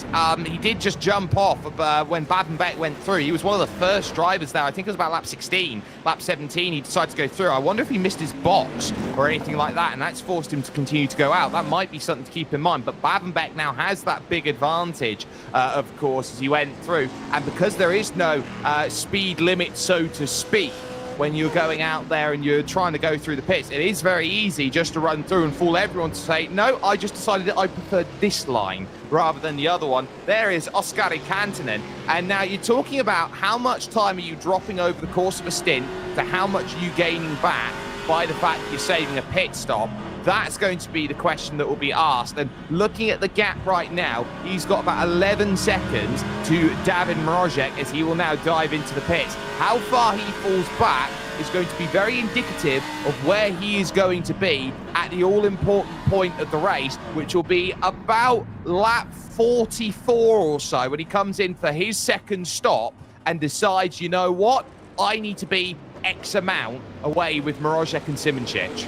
Hits the marks, hits the box, and Oskari Kantonen then up onto his pit stall. He's being serviced just now. Nicholas Kirsten again hits his mark spot on, so they are both into pit lane at the moment, still waiting on pit stops, I believe, for Rhys Gardner, Jackson Robillard and Tom D as well. They're certainly shown on the time screens as not having pitted as of yet, but we'll wait and see. Tom D firmly onto the back end there of Jackson Robillard, as this is a proper little three-way scrap just now. And you can see just in front, Rhys Gardner getting a little bit of sunlight ahead of him as he gets finally back up to that 4th position. As there you go, you can see there confirmation of those pit stops there. So Gardner, Robillard and Tom D has to jump into pit lane. Yep, so they've all decided that they've had to jump and they've had to do what they can. Tom D here, of course, now with Robillard, this middle phase of the race, you talk about you always put a race into thirds, you always put it into stages. This is important because this is now effectively, we've had the pleasantries, we've had the entrees out there, everyone's given their business card and said, hi, you know, I'm Tom D and I'm looking to try and win this race. Yeah, well, you've got to right now deal with 5th place. But, you know, well, now we're in the meat and potatoes of this race. This is the working hours that they've now got to deal with, and this is where you earn your ticket to the end of the race. Certainly is, as cars still struggling for traction here. If they've taken tyres into this the second section of the race here, then we're likely to see a repeat of what we saw at the first couple of laps here. Cars struggling to get the heat into those tyres, struggling to get that new level of traction, but also I'm seeing the deficit that Simičić had in second position to Mroček was about 2 seconds, and that's again back down to 0.6 of a second. So I think he'd be very, very comfortable sliding through the kink. There goes Jackson Robia. Again, he's going to have to be so careful here, because he's trying to catch up onto the tail end of Reese Gardner there. But again, just a little bit of a mistake, maybe too much speed there, and that can end up meaning he's having to watch his back now for Tom D, that's right on his tail, just 0.3 of a second closer to him than he is to Reese Gardner right now. But it's all swings and roundabouts, as we've got 40 laps remaining here of the second round of the championship. What a fantastic race this has been so far. We hope you're enjoying round 2 of the Genisus Extreme HRSC Trans Am Racing channel here for the Genisus Extreme channel. We're watching Dan Andrews now trying to recover his way back up. He's got Birchfield just up in front of him, who is in pit lane. So that is one of our lap cars, I believe, that is just in front of him. That is, sorry, no, that is Birchfield. So I'm wondering why it's showing us he's still in pit lane. Well, it's just the way that it, sort of timing's just sort of playing out. Of course, yeah, sorry. Until this would be his outlap right now, so he's really trying to scramble about and go through. And look at this, they're going to duel up the hill right now, side by side, for position. And this will be at the stripe Darren Andrews there in his Camaro, who gets exactly what he wants out of it. But you're going to have to now be quite alert at the high-end speeds, because it's all about how much you can carry into the opening corner. Has to take that shallow line, and Austin Birchfield's Mustang can try and slip to try and find a way through. Looks back again to the outside. No real guarantees for move into turn 3, but once more, patience is going to have to prevail as Hillebrand now dives down the inside. Matt Wright's Plymouth Barracuda, he's got really no answer to that unless he can get the up and under, nit one and pearl one up the hill, but unfortunately, his scarf is just a little bit too short. Yep, as it's a 3-car battle then for 8th position. You've got Hillebrand just in front, taking that position from Wright, and Wright looking like a sitting duck at the moment. Doesn't have the pace, doesn't have the momentum, and surely it's only going to be a matter of time before Wyans can find a way, if possible, in that number 5 car just behind him, that Ford Mustang Boss 302 model that he is behind the wheel of at the moment. As we said, we've got a number of different marks out there on display today. Display feels like the wrong choice of word for this race today. We've got the Plymouth Cuda, we've got 5 of them. The Pontiac Firebird, we've got 9 of them. We've got 12 of the Ford Mustang Boss 302s, and then we've got 16 of the Chevy Camaro C28s. We also do have the AMC Javelin, but unfortunately our only driver that was behind the wheel of that one has retired from the race, Chris Sakuda, in the number 808. But again, a nice wide selection of cars there, as that was number 41 getting very sideways there. Tom D almost giving us a little bit of a heart and mouth moment. You got to remember that selection of car means that there is a meta to it and there is a right choice. And Robillard in his Camaro will pull over to the right hand side, trying to get that advantage on Gardner, who lifts out of it very early. In comparison, didn't want to fight him into the opening corner, and he's always thinking his Reese, so that's what he's trying to do. He realizes, yeah, I'm not going to really want to fight you into the opening corner because you've got Tom D who's there behind you. I don't want to lose 2 positions for the cost of my 1 overtake that's out there at this point. So he's going to sit, lose the 1 position, so effectively pay his due now, because he can then earn it back a little bit later on in this race.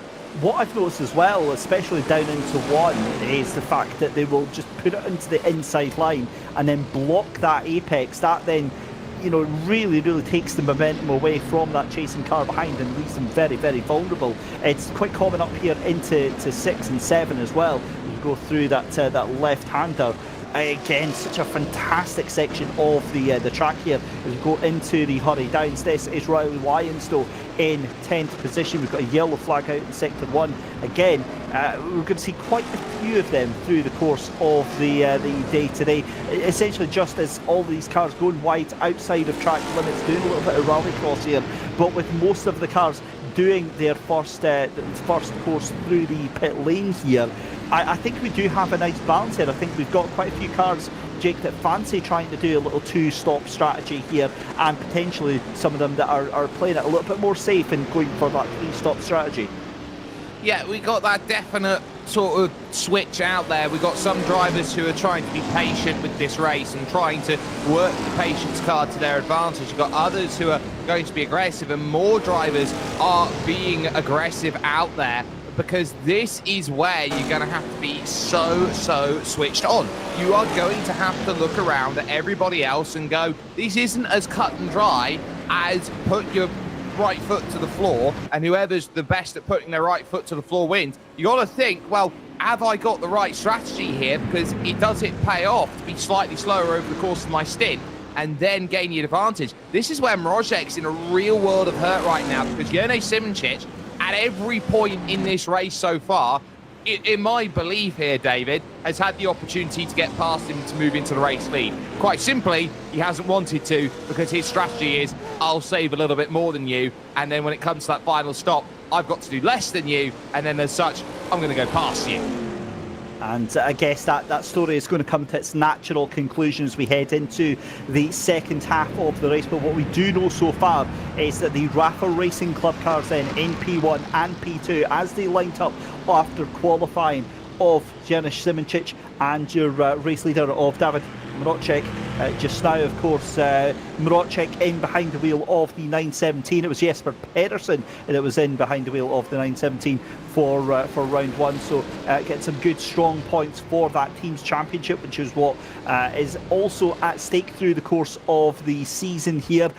We've got about 10 teams, 11 teams that are all fighting out for these positions just now, and Rafa Racing Club currently down in third position as we see Austin Birchfield having a little play in the grass as well, but no harm coming of that. But your team leader at the moment is Rally International. That's Robin DeVos, Chris Gordon, Steve Carman and Nikolai Bavenbeck, two of those obviously names that we're really seeing at the helm of the AM Championship as well. Chris Gordon and Nikolai Bavenbeck, but Robin DeVos also kind of keeping his teammates company down there in 18th position, but he's in the pro class, as that's a huge clip of the curb there for the car just in front of Austin Birchfield. So Dan Andrews almost sent that car skyward, that number 31 Ford Mustang. You can see it almost begging for some sort of forgiveness there, because these cars, they're very, very high up, but the suspension as well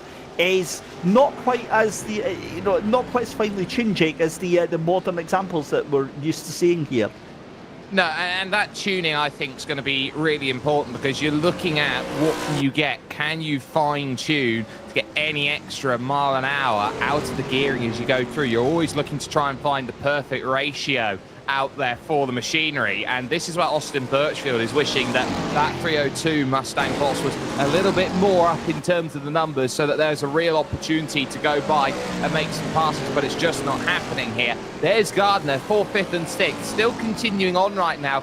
And what's going to be quite interesting here is the work that Oskari Kantanen's doing in 7th, because he's the real driver that you're going to have to keep an eye out on as D goes full Tokyo spec through turn 1, able to keep it all together. But you really get that sense, if Oskari Kantanen can get to the back of D in this race, he's in fuel safe mode. It's perfect. And the other thing that I've noticed as well, perfect timing there from Tom D, is if we've got, say, 5 cars in the middle there, Robillard, Gardner D, Kantanen and Hillebrand, who are deciding that they haven't pitted yet and they're going to try and pit and make it a 2-stop race here.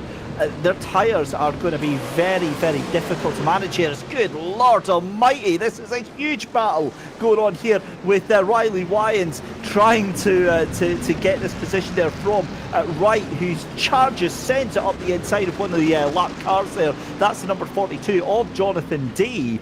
I kind of feel sorry for Jonathan, who just gets swamped in the course of a couple of corners there. But back to the point I was making there, Jake, about tyres and whether or not they're able to kind of hold on here. I'm noticing the lap times from those drivers who didn't go to the pits is around about a second to a second and a half slower than the drivers that are at the front of the field and that have already pitted.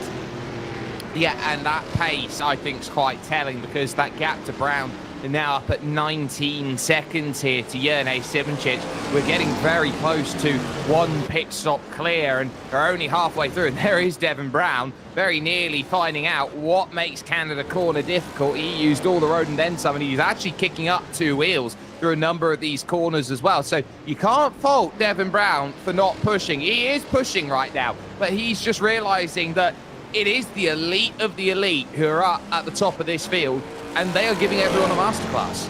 But they absolutely are. They're really, really just faultless at the moment. It is consistency that is getting Mrocek and Simoncic to the front of this field right now, and it's just an absolute dogged determination that is, open up such a significant gap to the rest of the field right now. I mean, through that third sector alone, they were half a second faster than nearly the entire field there.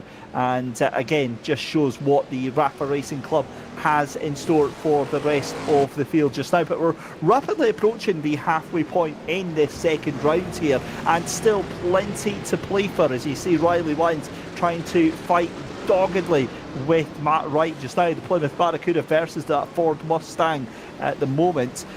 Also, that fight that we were going to be seeing there between Nikolai Bavenbeck and Mike Mallon. Remember, we saw Mike Mallon in the lead of that AM class for a little bit. That's now back up to nearly 4 seconds between those two just now.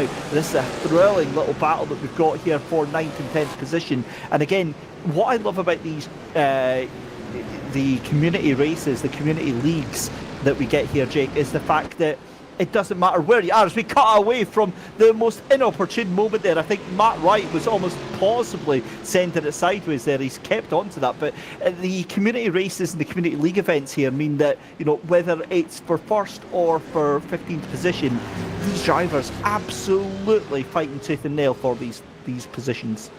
I love it. I think that racing is about racing with people of a similar skill level to you. I think that's what makes racing so cool. You could have the Devin Brown day where, you're completely out there on your own and you're basically hot lapping. It does happen in races. Not everyone's going to be an absolute hit for you. It is going to feel like a hot lap for him. But Robbie and Gardner here have been pretty much at each other all race long. Very similar in terms of their pace set, in terms of their skill set, and they're looking to try and really showcase what they're all about. So what you really get to understand is, yes, you need drivers around you who are going to be similar in terms of your skill set in order for you to develop and to go through, because once you find yourself able to improve to a level, to a skill set, you need to be able to rise up through the ranks. You need to be able to race with quicker and quicker people, and you need to be able to fine-tune and learn from drivers who are quite incredible in terms of the way that they drive, and say, well, how do you do it? I need to try and learn a little bit of that, because right now,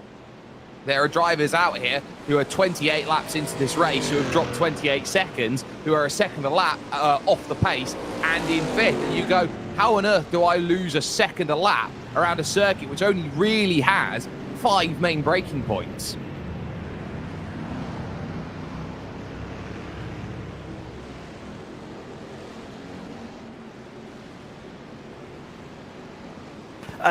What I also like about this as well, Jake, is the fact that it's not like it's a top, highly guarded esports secret.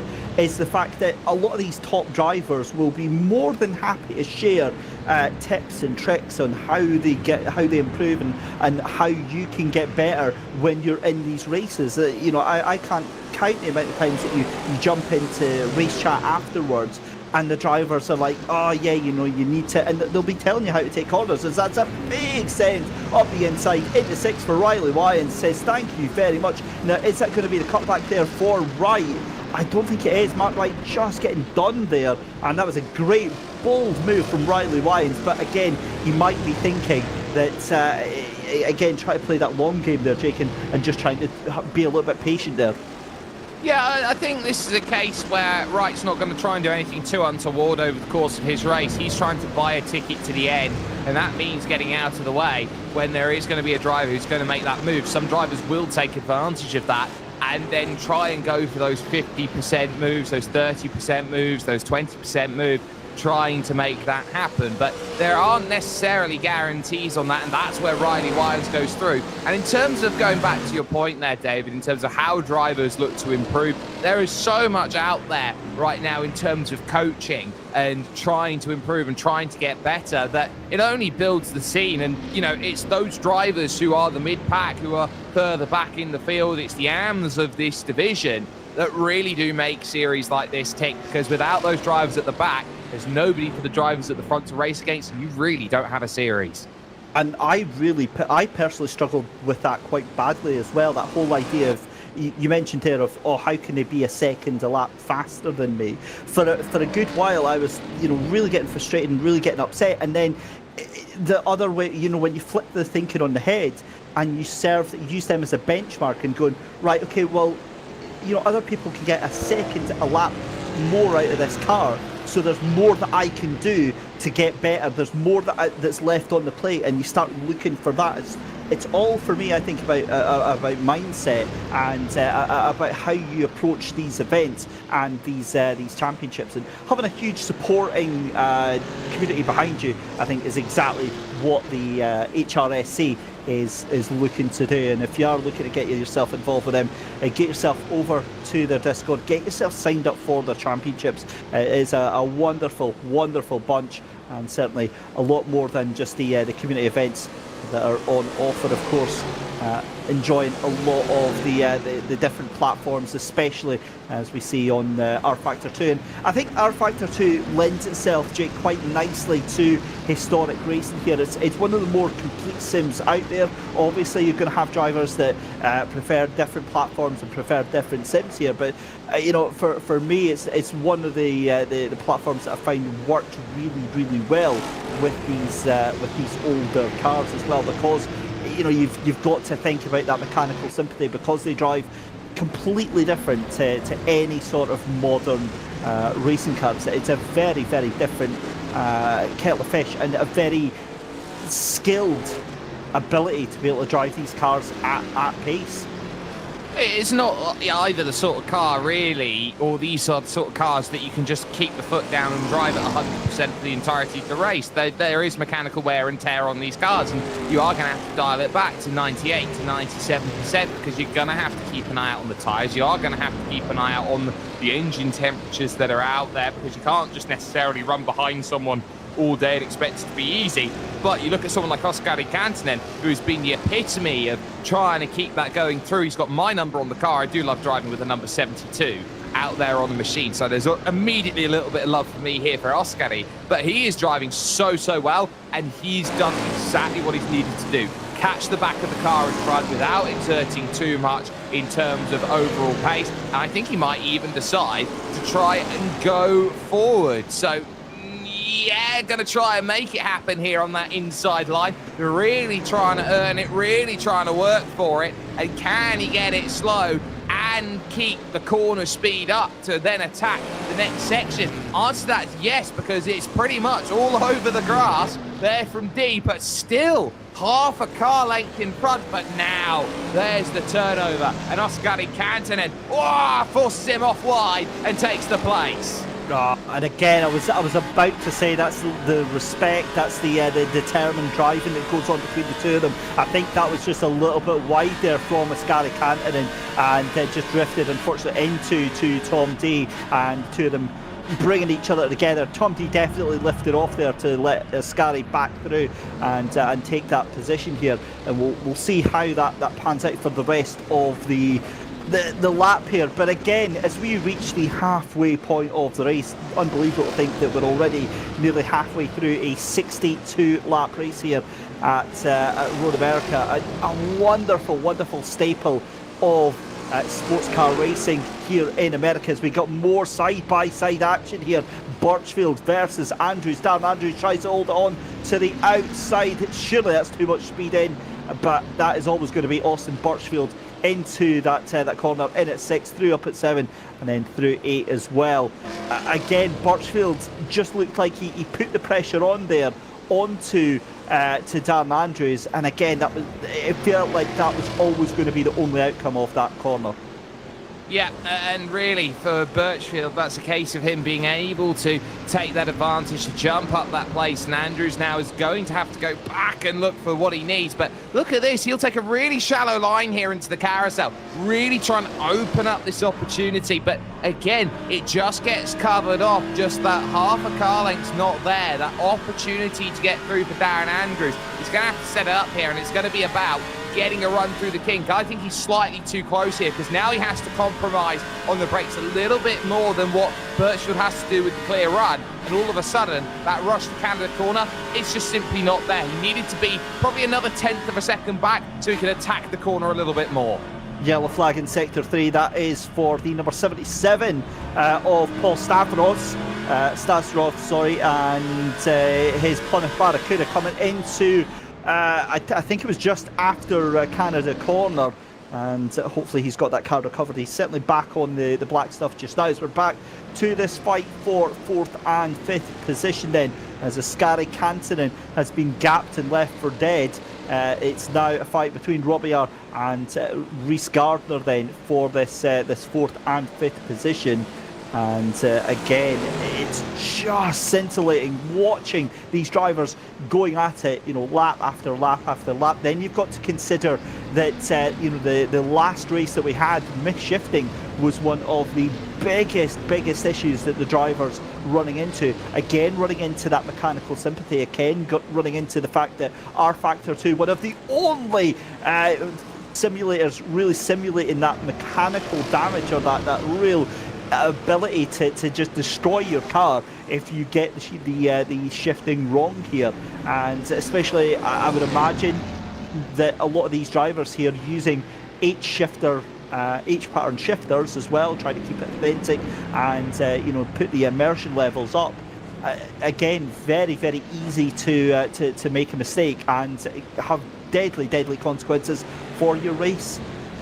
Yeah, it really can. And, you're talking about it's one small step that really does put everything else into an understanding of where the troubles are. Now, there is a car diving in towards the pits there, which I believe is going to be Stavros jumping in. So we are seeing drivers now looking at where they want to be and where they are over the course of this race. We are now heading towards that halfway stage. We've got now 32 laps to go, so we are 31 laps to go, so we're very much there. There is Paul Starsovs, who is in the pits there, the Latvian, so he's in there looking to try and really make that stop and try and make that work for him, and that is a missing front left tyre.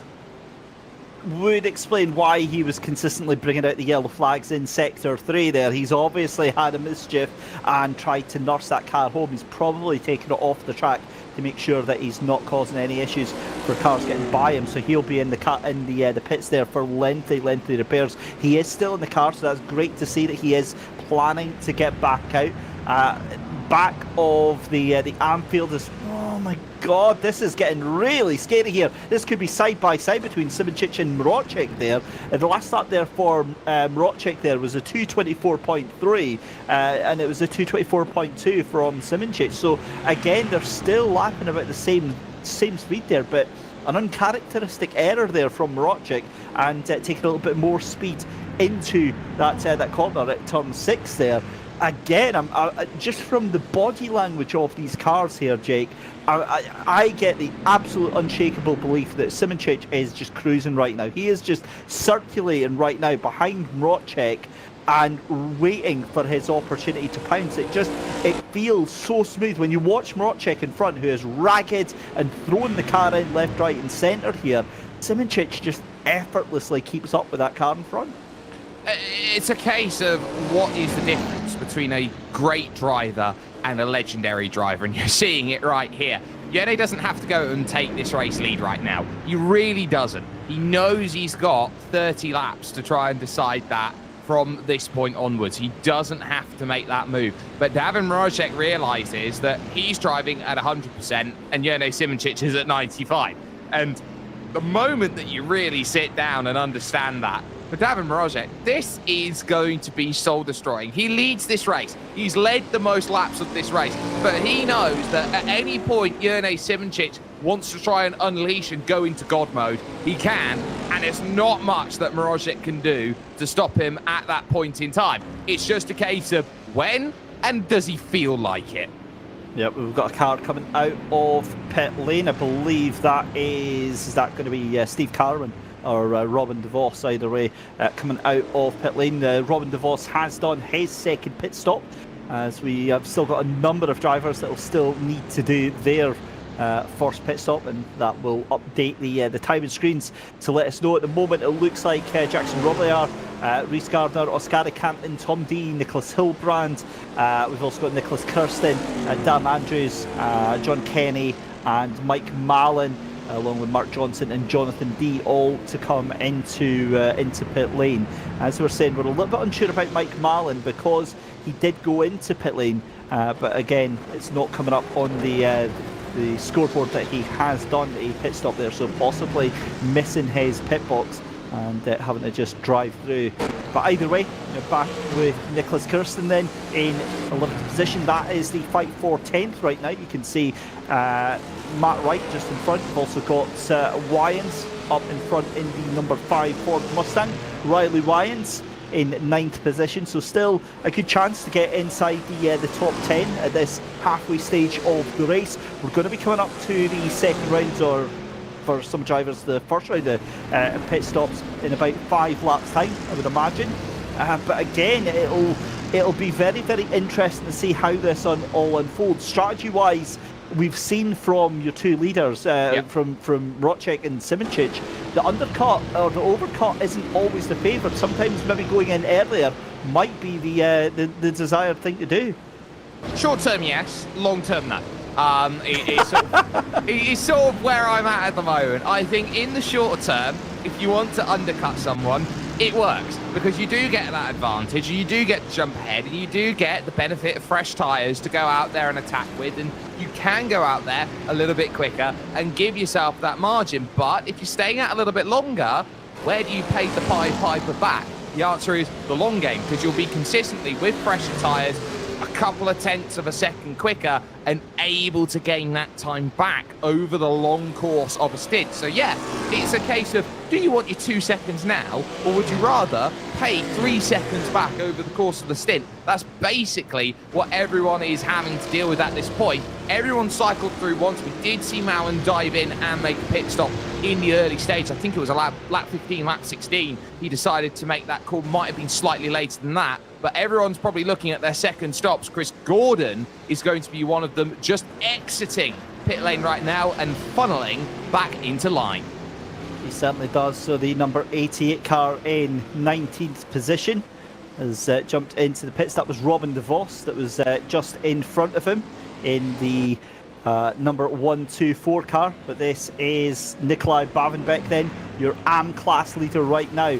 3 seconds ahead of Mike Mallon, and currently about 97 seconds off of the leader. That's not really of any interest to him because of the two different classes there. It's the AM class that he will be wanting to keep an eye on. There is Mike Mallon sending it round the corner there as they come up to the final section here. So that is through Canada Corner, then through 13 and then into 14. Now Canada Corner is one of those, again, it's one of those deceptive corners here at Road America, because the amount of braking that you have to put onto it to make sure that you get these cars in check through that right-hander here and get a good run as well, not losing too much speed. It's a balancing act, isn't it, Jake? Because you don't want to be too fast and you're either going into the wall or over through the grass.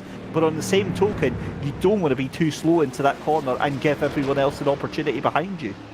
No, you really don't, and you've got to find the Goldilocks zone, and I think that drivers do sometimes struggle to find it, but this is one of the great rewards of driving in a classic series, is that you are pretty much on the limit, trying to find the limit. It's never a truly fine art, but the moment that you master it, my word, does it feel like it's the most rewarding thing in the world to try and go out there and drive. It's the sort of thing that you look at and go, okay, what have you got? Jerne Simoncic right now feels like he's got it on tap. Davin Mrozic is all over the front stretch trying to make sure he keeps him at bay, but one teammate to another pulls within a tenth of a second.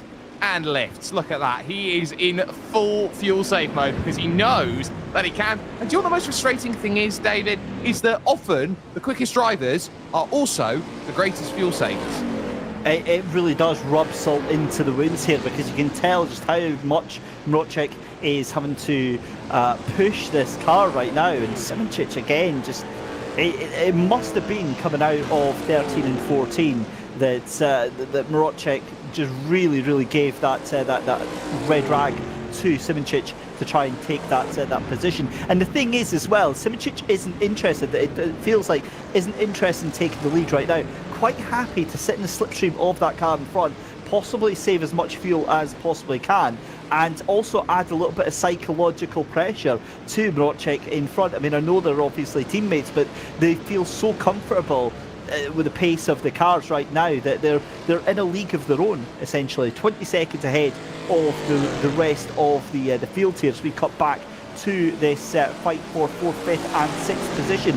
Now Oskari Kantonen has come back into this little fight as well here with Jackson Robillard and Rhys Gardner here, but Robillard late into 6th here. This is where Rhys Gardner really does feel that he can make up his time with this Plymouth Barracuda through 7 and then through 8 as you come through the right-hander. Again, that long right-hander at Carousel here. It's all about putting that pressure on, and a lot of these drivers here, Jake, it feels like they really struggle with pressure of having a car right behind them. They now know they have to drive at 100% to keep these drivers behind. And, you know, over the course of a race like this, you know, they started on the clock all the way about an hour and a half ago. So you're sort of getting that realization that no, it's not going to be easy. It's not going to be a situation where you can drive like that the entire time. Those who can are just considered aliens. So there is going to have to be a give and take. They are going to have to push with everything they've got, as off goes Kantonen behind, really trying to stay in range. But it's a case of, yes, they are going to keep putting that pressure on. But as we've seen actually time and time again, what they gain here by pushing off the track limits and trying to get what they want as Filippo Marazzi dives in his Pontiac Firebird. Everyone who's trying to go and get exactly what they want out of this race realizes that all the time that these drivers are pushing and are slightly off, and I mean slightly off, having to scramble against the car, it's not really been much of a statement to try and go out there and say, you know what, I can gain that time back and I can make the move. No one's really shown that as a cause of concern here today. It's just been a patience and a waiting game. Yeah, but certainly have. Great to see that Starsovs is back out of pit lane in that number 77 Barracuda. That was the car that we saw with a missing front left wheels. That's a mistake. Into turn 1, and that is going to be a little bit of over and easy does it. Beautiful move there, and Rhys Gardner takes that position from Jackson Robillard. Again, plants the car in the middle of the apex there, causes Robillard to lose any sort of momentum that he had, and now you're going to have to watch out for Oskari Kantonen as they on the run down through 5 and into 6 here. Well, it's now the case of the Moraine Sweep being so important so early. It's Oskari Kantonen, because look at that from Robillard. He is all over it. Car's going to go spearing off in front. That's brilliantly done by Robillard. You just can't describe how important that skill was. It looked like he was going to be easily sailing on compared to everybody else, but that is just plain and simple where Jackson Robillard's got his skill. He's so good late on the brakes. He makes John Lacey look like he's someone who's basically braking 50 meters earlier than him. Hell of a comparison, and I can see exactly where you're coming from with that. The other thing I'm wondering is, I wonder if they had an eye on Ingars Martinovs, who was the car, that 177 that was off into the grass on the right hand side there, and that maybe sort of distracted him a little bit as well there. Now obviously he was just trying to keep completely out of the way. I'm going to give him the benefit of the doubt there, because it's very easy to do. My God almighty, Jackson Robillard just sends it coming through. That right-hander there is into the pits. Then comes Mroczek then. So Mroczek from the leads of the race again. coming in first here. That unleashes Simonchik here as we're on lap number 37. So now we're going to start seeing where this strategy all comes out. But Robillard there, Jake, just boots it round that right-hander there, really just wanting to hope and pray that coming through the kink he can hold on to it. Yeah, it's early here for Mrazek. It is going to open up and say one more, but when you got to try and battle on against the Slovenian there, Simonchik, it is going to be really difficult, and this is effectively trying to force a hand to say to Yerne, you're going to have to go and try and not have someone you can set up behind and wait and deal with the slipstream, as in goes Ingars Martinovs to make his stop in his Plymouth Barracuda, one of the earliest stalls there in the race that we've got. And Yerne Simonchik right now on his own with a 20-second margin over Brown. Mrazek's come back out in third place. Such is the margin that these two have really built. And Yerne's just got to dice with the traffic here and do what he needs to. Kantonen back on the rear now here of Rhys Gardner, trying to get past the Australian from Perth, trying to make this move. And answer to that is no. It's going to need some patience, and that's not the end of the world for Oskari Kantonen right now, because if he's on a 2-stop and everyone else is on a 3, you'd say that he's trying to race Brown, who is there in second position, currently looking for third. I think Kantonen's in a podium fight. If not, it might be a very convincing fourth place. It's a huge moment there for Nicholas Hilbrand there, just ahead, and really struggling to catch on to the back of Tom D here. Battle for 7th position, so this is about 7 seconds behind that fight for 4th right now, and Hilbrand really sending it every opportunity that he can get. The 41 versus the 71. Of course, Nicholas Hilbrand racing for WWORRT, and it's the JTD racing car that's just in front of him, but it is the battle of the Camaro Z28 powering down this back straight here towards the kink. They send it into the inside, and you can hear just how early Hilbrand has to lift off of the throttle here, as we are on lap number 38 out of 63. So just about 25 laps left to go here at Road America. And it's been just a scintillating race that we've had here. Round 2 of the Genisus Extreme HRSC Trans Am Racing Challenge here. The 250 miles of Elkhart Lake. Tim Christie here on the comms alongside my good buddy. A very warm hello again to Jake Sperry. And Jake, you know, with the way that the race has gone on here, one thing that you mentioned out was, you know, how important it is to race against drivers of your own skill level. And that's why we see these little pockets developing of maybe 2, 3, 4 car battles, because that's the drivers, you know, that's the real fights that they are having right now. That's the real little battles that they have through the course of the race.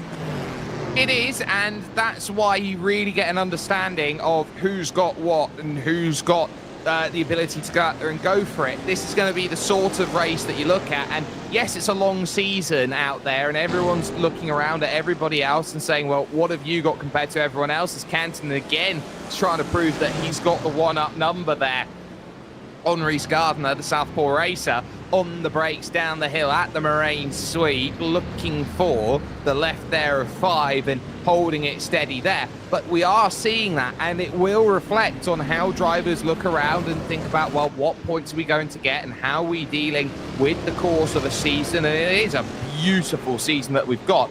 Outside of this, there's going to be no racing until June 1st, and it's going to be a bumper summer where you consider that we've got 4 rounds of racing from 1st of June to 13th of July, when we go through Circuit Mont Tremblant, Lime Rock Park, Bridgehampton, and then Watkins Glen.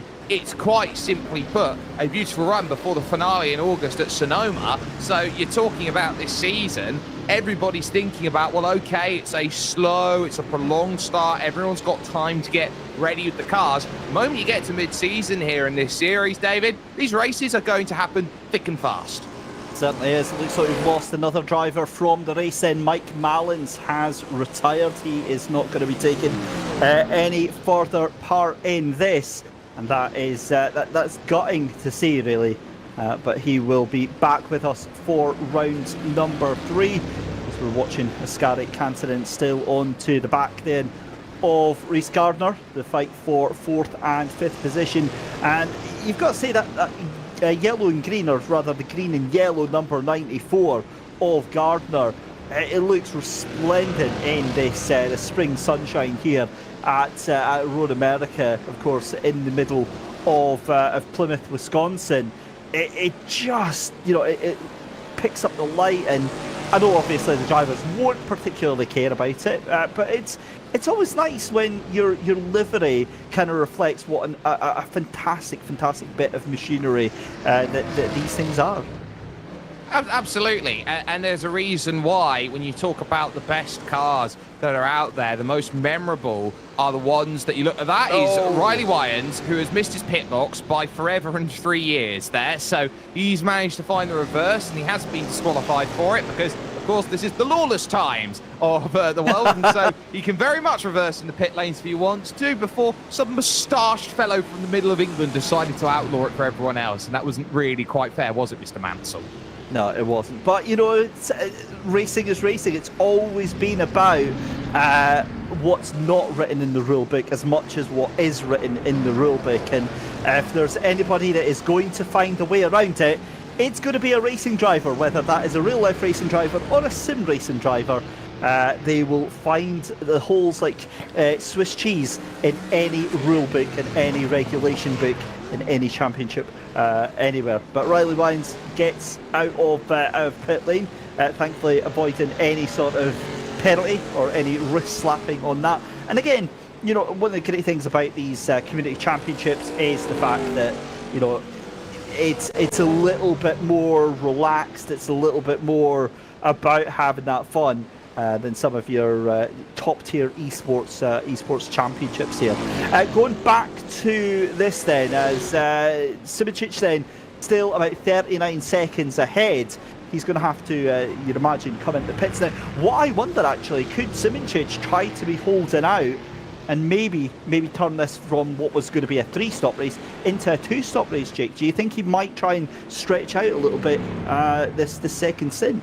Well, he was a lap short when it came to his opening stint, as Brown will now dive into the pit. So he was a lap short in terms of, if you're doing an absolute count as you go through, he was one short.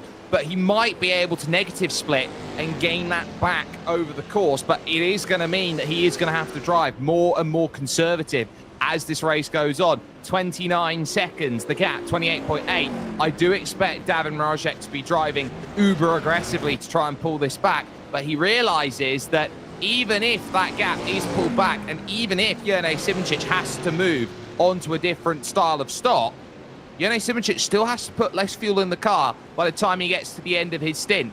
And that's going to be the big wake-up call for Davin Rajek. He's going to realise that when he looks around, he's going to have a longer time in the lane, and that, all that time he's trying to gain back, that's what's going to cost him. And look at that gap. It is stable at 29 seconds as Kantonen again looks to prove how close he can get to the beautiful colours there of Reece Gardner. And back to my point I was trying to make earlier, as Kantonen dives down the inside, it's the iconic liveries that always stay with everyone in terms of what makes a car truly great and memorable. And it's always down to those livery designers who never get enough credit. Oh, 100%. And for me, I'm personally devastated that we lost Mike Ontro earlier on. He was in that wonderful Chevy Camaro, the number 46, the Days of Thunder Cole Trickle livery on that car. But unfortunately, he lost, or we lost him after around about 10 laps already of the Solid race. But 23 laps to go. The other thing that interested me is last time by lap times. We were talking about Simoncic there and doing a little bit of fuel saving there. I think he 100% is fuel saving. Last lap round was a 225.7, and that's in clear air. He's not got any traffic that he's having to deal with right now. And Rocek doing a 223.6, so it was 2.1 seconds faster. We'll find out again if that's a more representative time. Rocek does have two cars just in front of him. He's got the 21 and the 17 just in front of him. sorry, the 21st place car and the 17th place car. That's Franway Fleur and Jonathan D, I believe that is, that he's going across. So across the line, yeah, Simoncic is 100% saving. That's a 225.6 again, last time by from Simoncic. So he is driving to deltas. That's almost exactly the same time that he did on that last lap there. Yeah, that's perfect. And he knows that if he can get himself through the course of this lap, by the time he comes into the pits, he knows he will have to do 21 laps on his tank to get himself home. And that's going to be the issue. Why I think he might be one short. It's either going to be that or he's going to have to absolutely coast through the final lap. So that's going to be where he sits. Riley Wyand right now here finds himself in a really alert position in 11th. This is for the top 10, and he's been battling right pretty much since about lap 14, lap 15. And I tell you what, that 5 is really trying to find a way through on the 49, not quite able to put it into position through the final corner. But at this moment, David, this is going to be a case of, well, what do they want to do between now and the end of this race? It's going to be these two together. Pretty much, you can't separate them. Yeah, it's a nose to tail. We've seen it all through the course of this early stage of the race here, though. Here comes, though, Wyans looking to the right-hand side. It's going to be the inside of turn number 1. Again, takes better off it there. Too much speed into the corner. That over-rotates the car for Matt Wright, but too much speed for Riley Wyans means that neither of them can capitalise on that coming out that first corner there. That hands things to Matt Wright right now. But again, Riley Wyans trying to get that pace and get that momentum going round. Again, it was a personal best in Sector 2 and 3 for Morocek last time by there, but it was a 2:23 for that car in second position, and it was a 2:25.6 again for Simoncic up the inside though, fires it. Beautiful move there, absolutely telegraphed the Wyans. I think he can, almost, but again, it's the two of them. They trip over each other there, and this is where the respect comes in here, Jake, is the fact that, you know, Matt Wright obviously doesn't want to lose the position, but he's not just going to keep the foot in, and respectfully, I mean, they just sort it out among themselves there, and that's awesome to see. It is, as the race leader has dived down into the pit. This is an all-important stage because we do expect Davin Mrozek now to start flying on through and gaining that ability here. And this is where Simoncic is going to take a long haul of fuel, waits to try and get back going again, and continues 24 seconds stationary. Is going to give a rather large margin here to Davin Mrozek, but that won't matter him for the moment. Yes, he will have gained 8 seconds over the course of that undercut, now actually up at 11, but it's at least 15 seconds of transit time through the lane, plus the time that it takes to put the fuel in the car, which will be about 6 seconds, you'd feel, for Davin Mrozek with his splash and dash stint towards the end. Jurnej Simoncic, not needing to come down into the pits, has simply one question and one question in mind. Can he keep David Mrozek within a range of 15 seconds with him sitting at 11? I reckon he's definitely got the opportunity to make that happen, and there is not going to be an argument that is going to put that through. Mrozek now needs to drive like the wind. It doesn't really matter what he does on fuel. He just needs to build a gap, and you'd feel at this moment in time he needs about 18 seconds here over the course of this stint going forward if he wants to win this race outright. I don't think he's going to have that in the back pocket, but as he rushes around here the carousel, we take a look on board of the Pontiac Firebird 917 out there at this moment under the Henry Chocolate Bridge, and now heading for the rights that goes through. I think, David, David Mrozek realizes that he's got to really work right now. 12.3 seconds. I think he needs 6 seconds here to win this race. That's a very strong point on that one, because obviously Simoncic has thrown a complete curveball. I mean, we did kind of see it coming with how easy he found it just to coast to the back of that car here. But he showed just how much that he can save in terms of after those pit stops are done here. So, completely different strategy call going on here. And with just over 21 laps, or just under 21 laps left to go, Marocek will make it actually 20 laps left to go here. This is going to be absolutely pivotal. So roughly we've got about 45 minutes left of racing here. And I'm really enjoying exactly what we are watching unfold here, because it is a fantastic race as we go side by side with Marocek and Simoncic here. Yeah, and this is the difference between a driver who leads and a driver who is in second position, and you're really getting that sense that Jurnej Simoncic has just got to baby the throttle, has got to really try and throw an opportunity through in this stage. And you're really looking at David Marocek, and he is going to be at the mercy of the power. He's almost one full moraine sweep ahead and then some, and that's the difference making that you're seeing right now from the way Marocek has to drive. He knows that he has got to be so alert to what he wants. But as drivers are coming down into the pits, Reece Gardner only now decides to make his call to jump in, so that will be a two-stop strategy. And Kirsten also into the pits, looking to make his strategy work too. So we're really seeing drivers have been able to work that second stint and really get themselves to go long when they realise, oh, we actually do need to save some fuel over this next run. Yeah, and the thing with that as well is that while they're doing all these different strategy calls as well, it's not like they're just hot lapping. They're having to manage these unwieldy, ungodly cars around this circuit, and they're doing so in a very consistent pace here.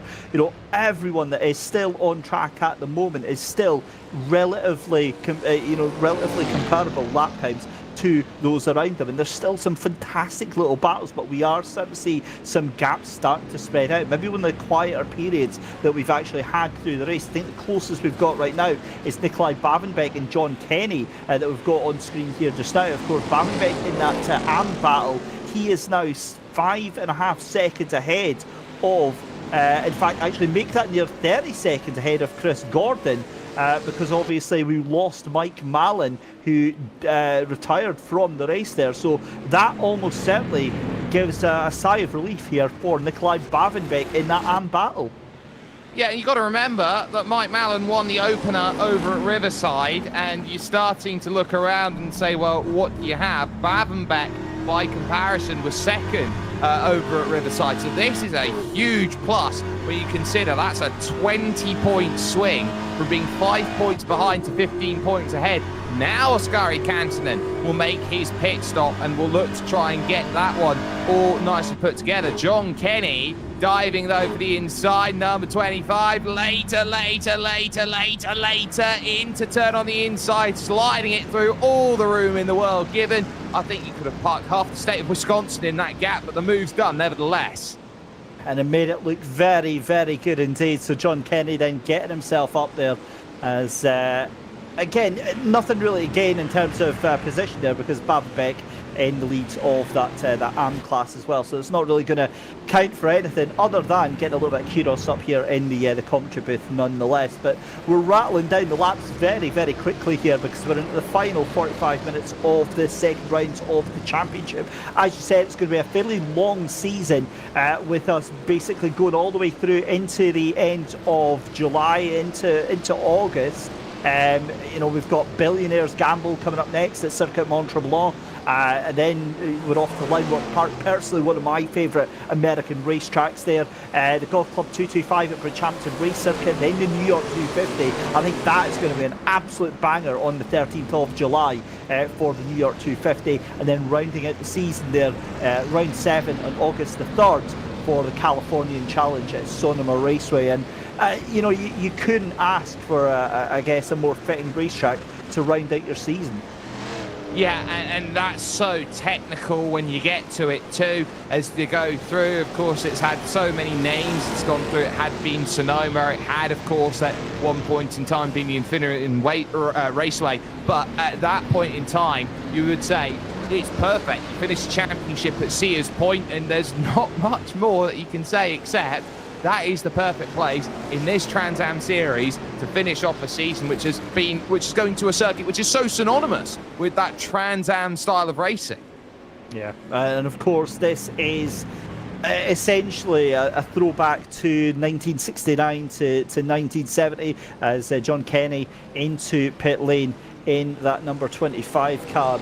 Again, yeah, so the 1969-1970 era of American sports car racing, of course, it's a far cry from what we have nowadays with the likes of IMSA and the modern sports car series, which is kind of synonymous with the likes of endurance racing. But you know, American sports car racing showing that not only it's had the pedigree for many years, as that is very wide there from the number 66 car just in front of Bavenbeck, getting it all wrong, unforced error into sixth there.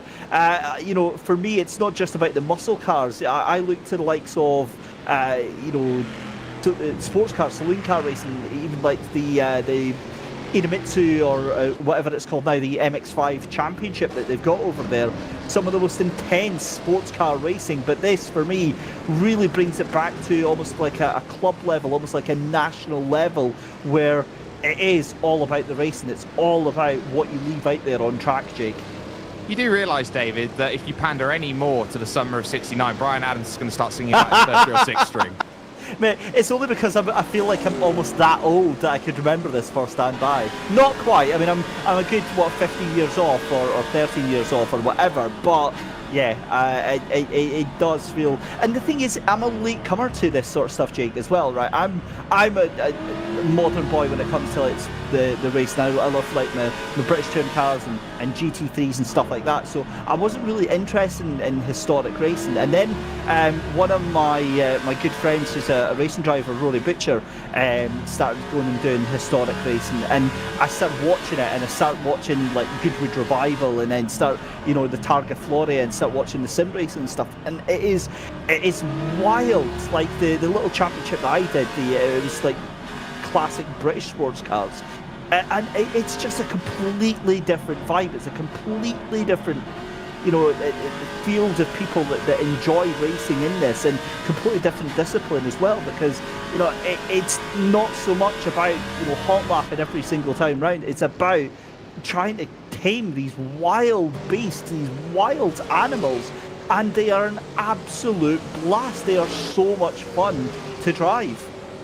I think it comes down to the fact that a lot of people, when they see classics racing like this, think of the good old days. And the good old days of racing, yes, you'd say that the gaps were a little bit more expansive and it was a little bit tougher to go out there and get what you want. But you're talking about a racing scene today that some people do often say that the biggest criticism of it is that it's completely sanitized. Everyone has understood racing over 40, 50, 60, 70 years and has realized one thing and one thing perfectly, is that everybody now knows that they've got to be 100% perfect every single time they step behind the wheel, and 9 times out of 10 they are. So all of that thrill of will they, won't they, sort of falls by the wayside when you know that one driver is going to be robotically important as they go through. It's kind of that reminder of that, I believe it was an Adidas video that they had of robots versus humans, and it was to promote the World Cup. But it's that sort of responsibility of the moment that something gets perfected, the moment it stops becoming interesting, because there is no nuance. You can't improve on what you've already got, and on top of that, you can't really do much more than what's there. Everything's sort of solved and is there, as Matt Wright continues to try and race out Wyans here for the top 10. But it's that responsibility of, you don't know whether you're going to have brakes the moment that you hit the brake pedal, you dive in. You don't know if you're going to get the shift correct as you come up the hill. You know that you've got a car that's absolutely fantastic in one place but absolutely awful in another, and it's that back and forth that you get that makes classics racing so inspiring. Yeah, it's just that there's so much more to it than just turning the wheel and pointing on the loud pedal. There is so much, you know, becoming at one with your machine. It sounds like a bit of a trope at some points, but really with the historic cars, it is all about, you know, driver and machine coming together as one. But we have got just about 15 laps left to go in the second round of the championship. We're watching Nicholas Hildebrand chasing down to that car in front. That is the number 41 car in front of him, the Chevy Camaro of Tom D. Now, here's an interesting stat. We have 2 car manufacturers in the top 7. The top 2 are Pontiac Firebirds. Then it is a 5-car train of Chevy Camaros. So that is really, really telling, you know, how much these Chevys do bring to the table. Then it's basically a hodgepodge, a real melting pot of different brands out there. Plymouth Barracudas out there, and then you've got the Ford Mustangs out there. You've only got 2 inside the top 10 just now. But again, apart from that top 5 of Pontiacs and Chevys, I think the idea that there is a meta, and there will be if you're like at the absolute 100% of your sim racing game, then it is about the fastest car that you can get. But outside of that, I think it's basically whatever car will take you to the finish lines. Nicholas Hildebrand goes into pit lane, Steve Carman into pit lane as well, as we look behind to Riley Wyans, who now jumps up with that into 9th position.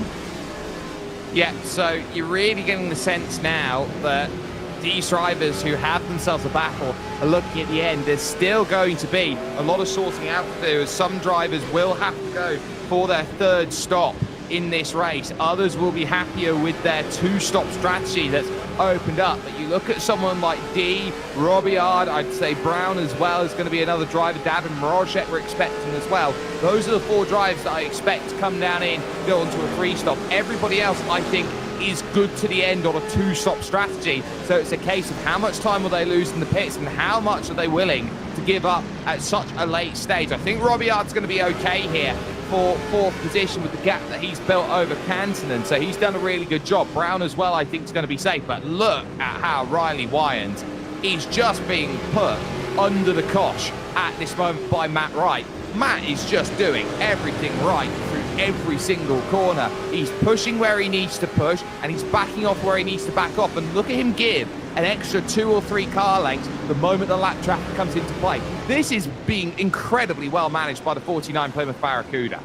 It is, and again, some very dramatic shots from the back end there of Wyans there, of Matt Wright power sliding his way through these corners. But again, it's all about playing that long game. It's all about knowing when to take your chances. And I think, if I'm honest, he was hoping that that back marker car was actually going to hold on to a little bit more of Wyans there, but unfortunately it just wasn't going to happen as they head down into Canada Corner. This is not the greatest position for Matt Wright to catch up to that car in front, but he will just slide by.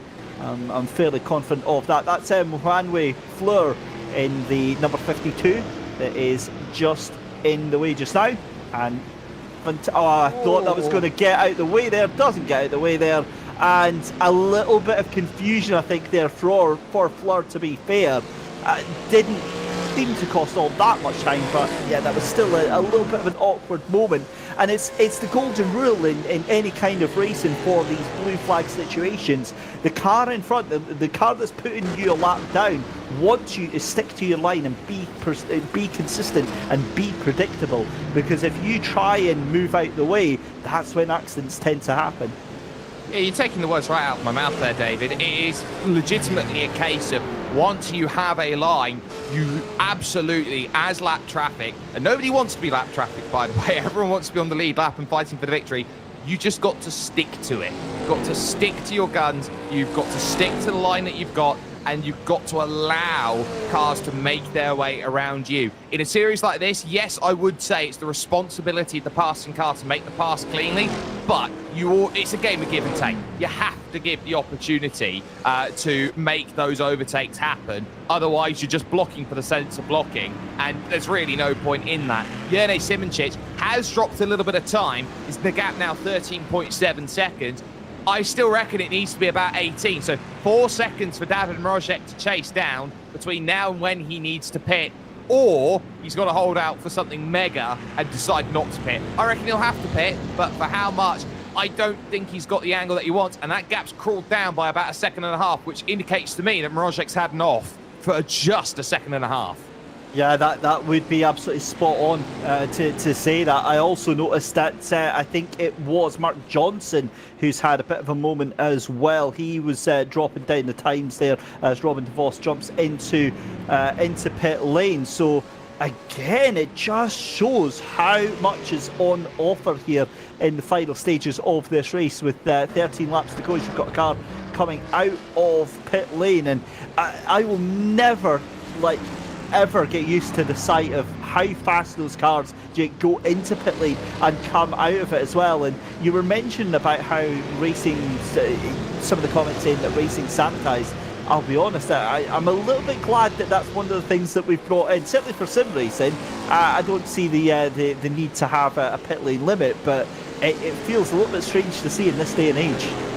It really is, and this is what sim racing allows you to have. It allows you to explore to an eye-watering level of authenticity that you wouldn't necessarily have when you go out there and look at a Goodwood Revival, for example, or the classic series that go through, is that you can recreate any track with any layout and take it back in time and put it to a situation where you can drive it. You can recreate the machinery out there to as close as you possibly can with the feel of what makes all of that racing so brilliant. And on top of all of that, you can then say, right, rules and regulations are there, and you can go through. The only thing that I think is truly missing, David, from sim racing is the proper Le Mans start, where you actually have an in-sim avatar and you've got to physically run to your car, start it and go.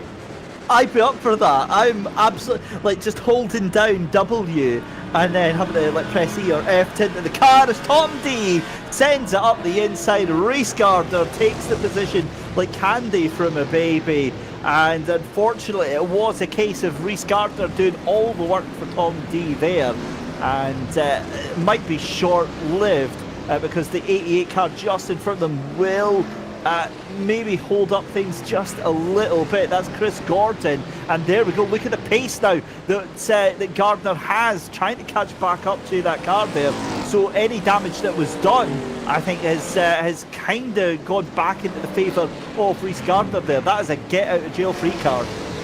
It very much is, and all of that traffic, of course, it swings and roundabouts. If you're first to it, you always say first through the wall is the one who's going to be all dinged up from it. It's the second person through the wall who looks very dignified like a gentleman and makes it all happen. That's, of course, Chris Gordon, and that's the number 3 trying to fly on through there of Nicholas Kirsten there. So Kirsten going through as well. But you really do have to be alert. You will catch a bit of traffic in the wrong place at the wrong time, and there's more traffic off the road, absolutely taking the scenic route to avoid it. There's the slide wide from D. Thank you very much, says Reese Gardner, but they are going to now scrap up the hill. There was a slight compromisation that went through, but there's the clearance. Can you tuck back into the toe and get away back? I reckon the 41 can.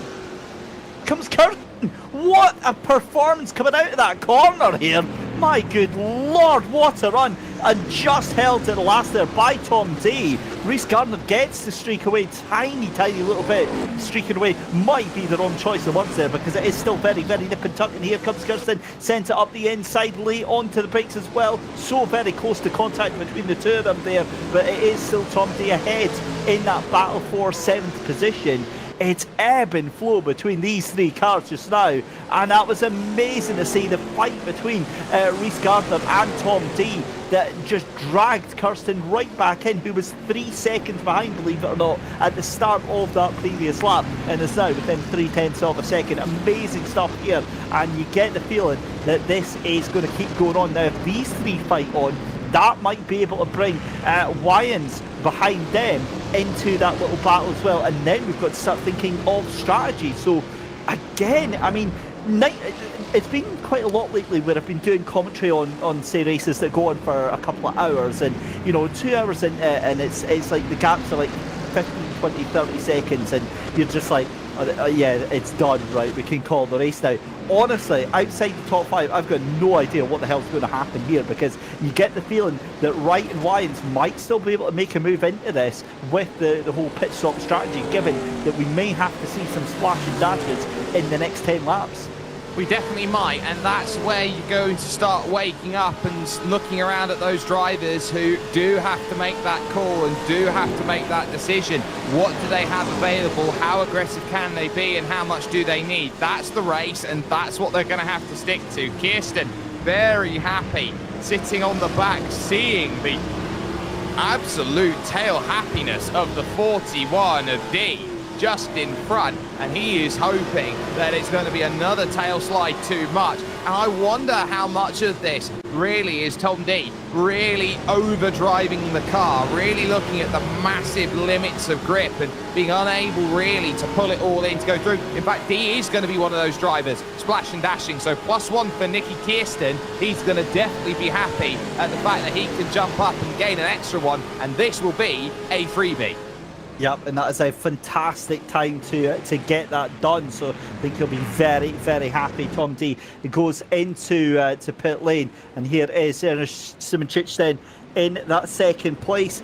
Again, the pace difference, I have to emphasise this time again here. Simoncic now 14 seconds behind your race leader Marocek, but the thing is that compared to what he was doing before, he is lapping about 0.8 to a full second slower every single lap here behind Marocek. And that is, I think, absolutely fuel saving from Simoncic right now, given that his fastest lap was a 2:22.679 and his last lap there was a 2:24.451 here. So again, I think Simoncic is playing the long game here, and if he does actually, able to pull off what I think he's trying to, I think that will be an absolute masterstroke of strategy here.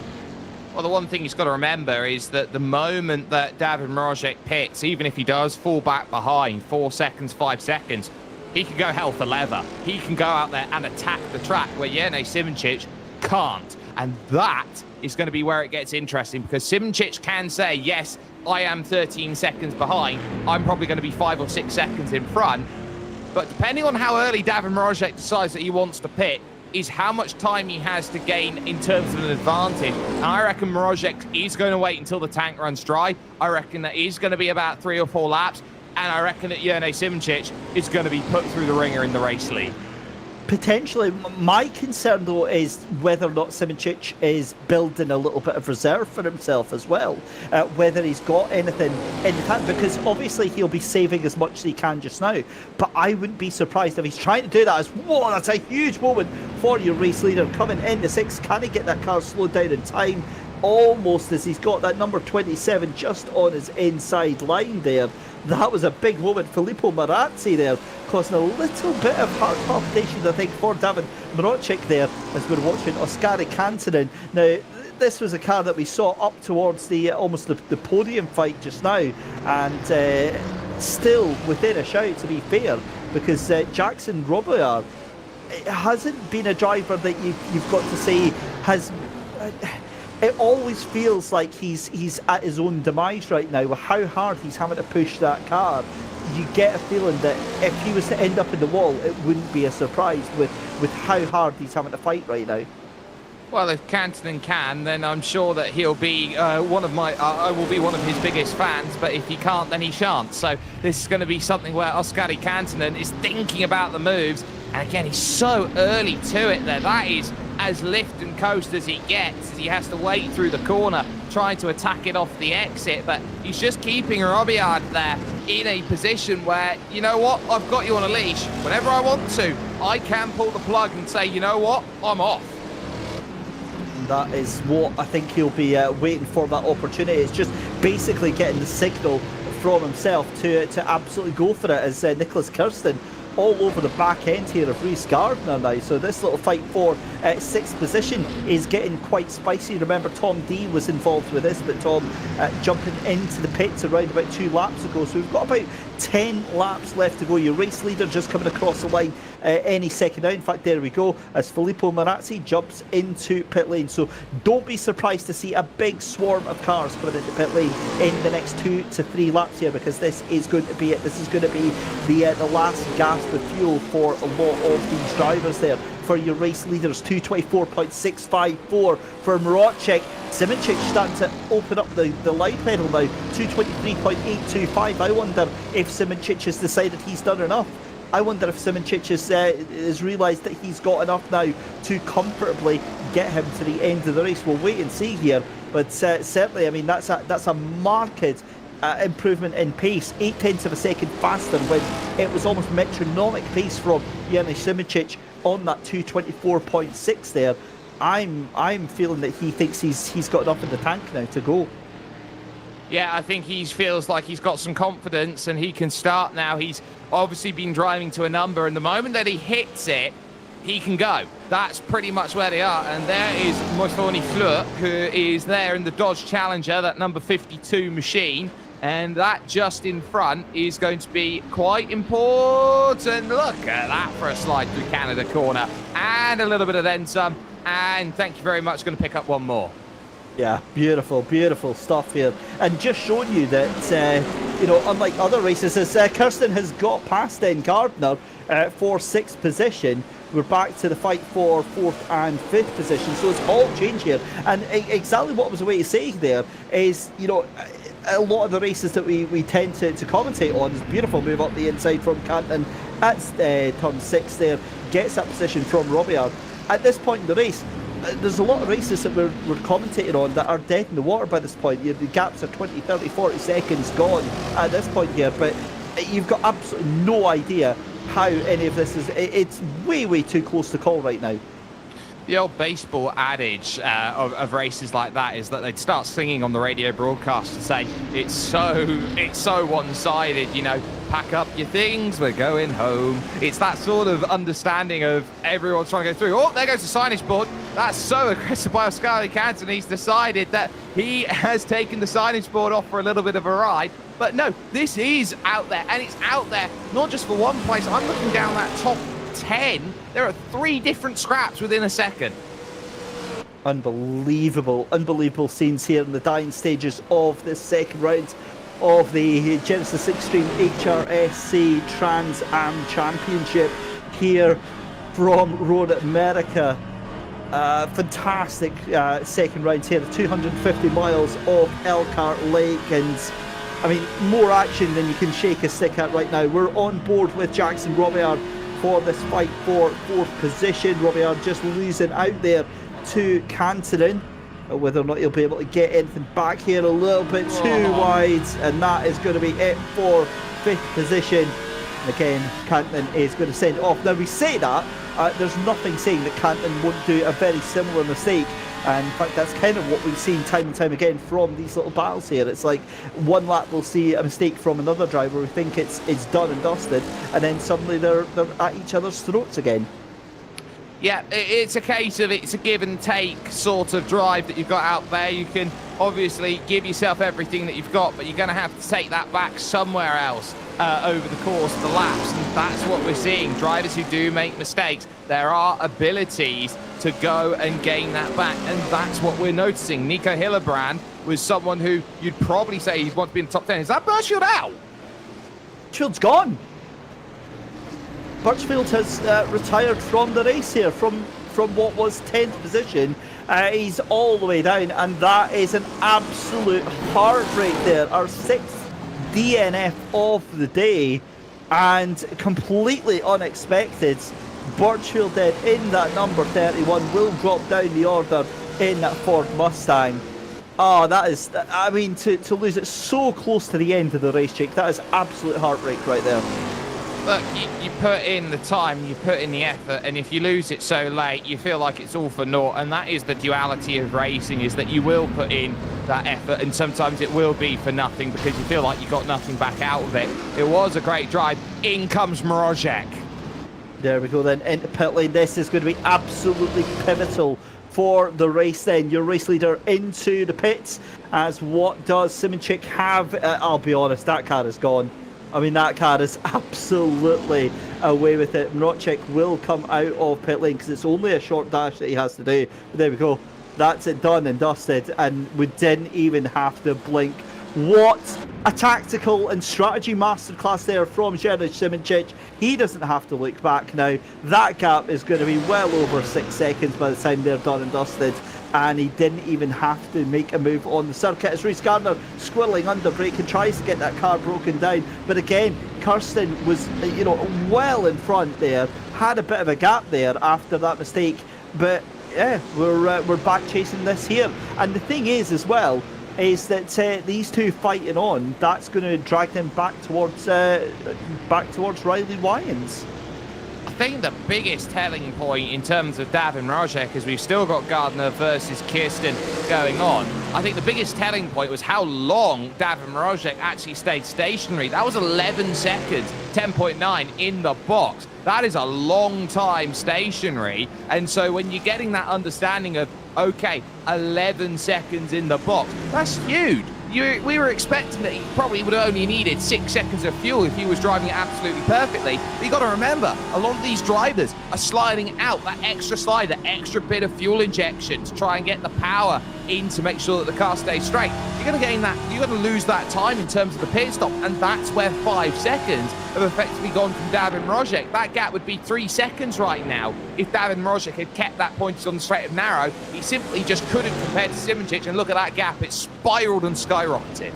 It certainly has. He's going to have to watch because Devin Browner is now just, 4 seconds behind at the moment. We'll see whether or not that does come down a little bit there. But again, that was not what we thought was going to happen at the end of this race. Now, we also have to keep an eye on Jerry Simoncic to see what, in terms of what pace he's got left in it, given that he hasn't gone with the rest of them just now. But at the moment, as I say, I think he's got this under control.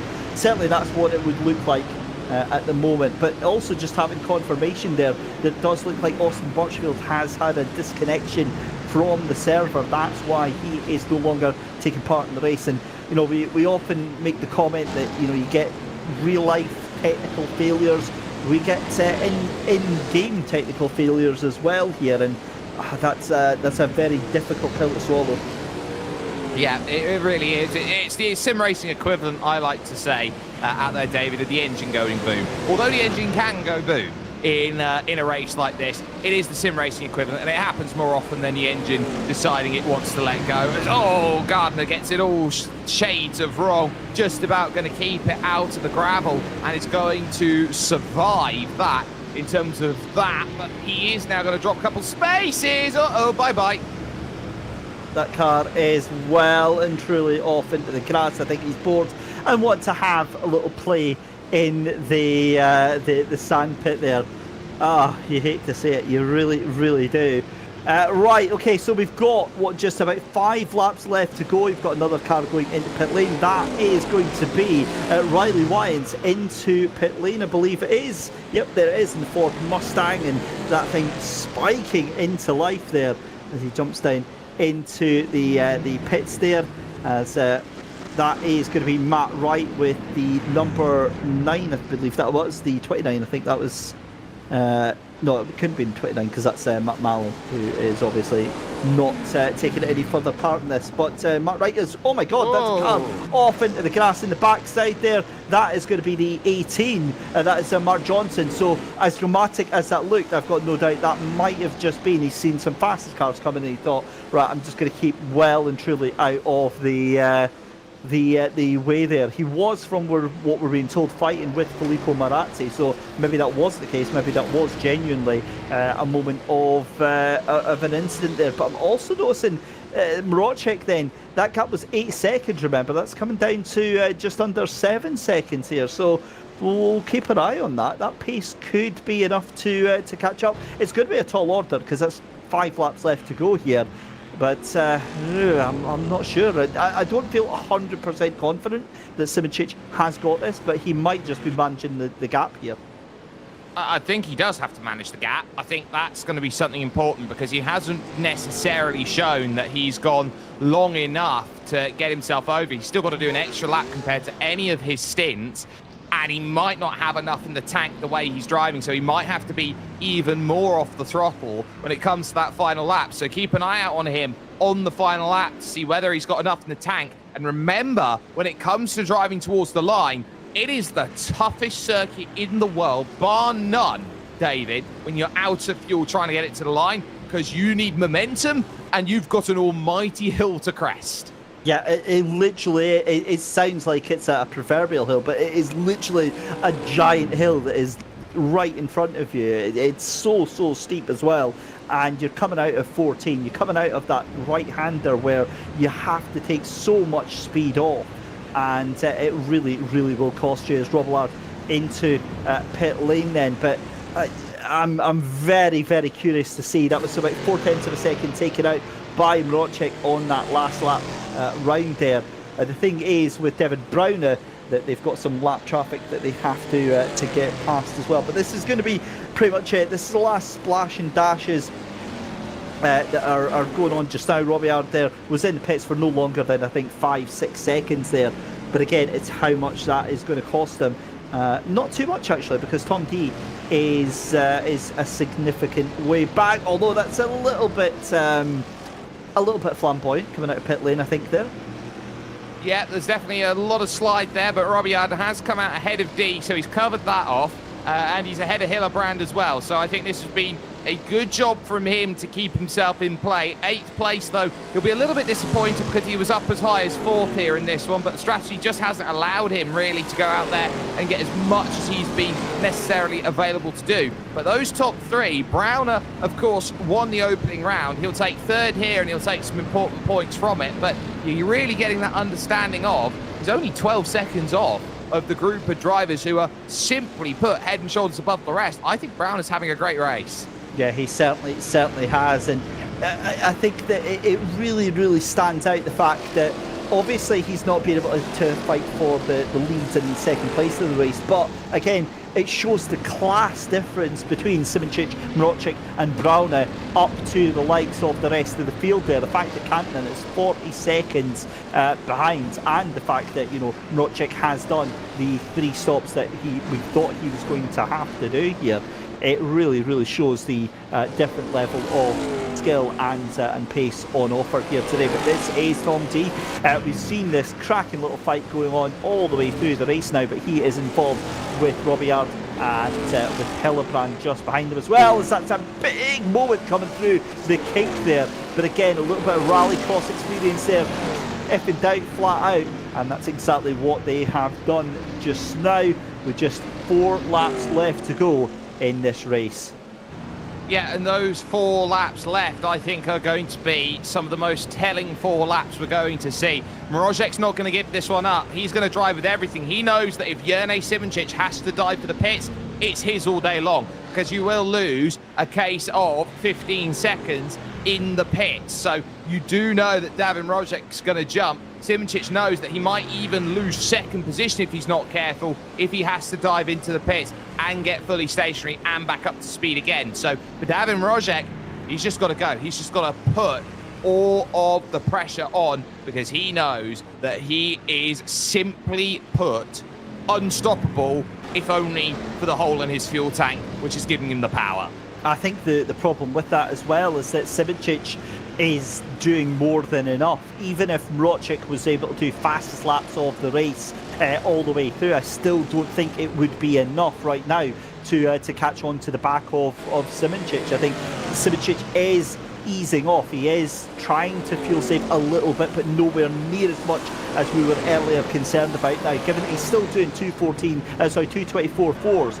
He was doing 225.6s earlier on quite regularly. So again, he's only losing out maybe half a second every single lap to Mroczek, and we've only got 4 laps to go. That's not going to be enough. We'll keep an eye on Simoncic as he goes round, as that is a very wide Jackson Robillard in that number 98 car. He is properly sending it around these corners here. That Chevy Camaro screeching for mercy as he trying to throw it round any which way he can here in that Curie Atlantique car. You've got a car off in the background there. That, I believe, is going to be Ingard Martinov's. Oh, sorry, on you go. Yeah, so Browner's in from 3rd position, so that will pretty much confirm him as 3rd. No way there. Tom D's trying to pick a pocket. but unfortunately, Mr. Twist, you can't have too much more as he tries to find a way to get that move sorted. Just about salvaged, but look at this exit run here from D. He'll open it up. Oh, he shuts the door on him. Tried to absolutely shut it. You're a bit too slow there, Mr. Robillard. D to the inside. I think he can get it slowed down on the brakes. He's got the place, and he will do at Canada Corner.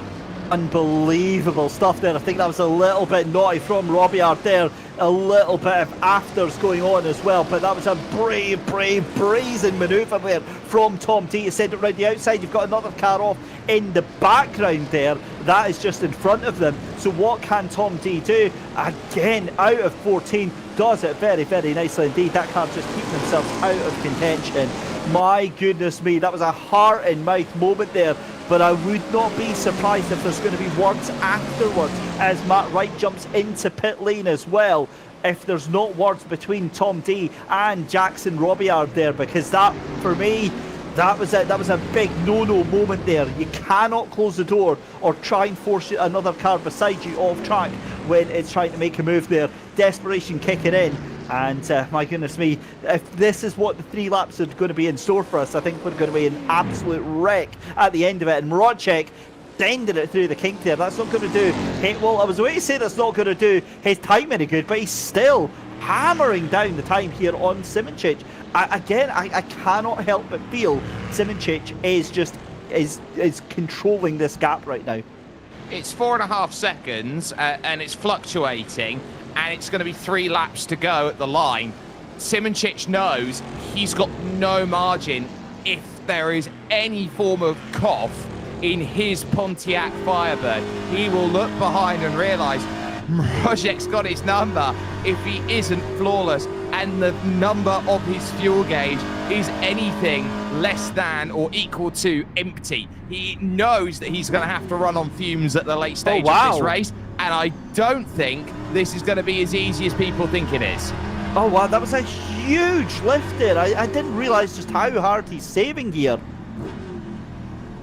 I mean, it lifts off the throttle so early, coasts the car in. Now obviously it's fine because he doesn't need to brake anywhere near as much here, but that gap now is going to be well under 4 seconds at the end of this streak here as they go down into 6 here. But this is, I mean, already coasting that car down.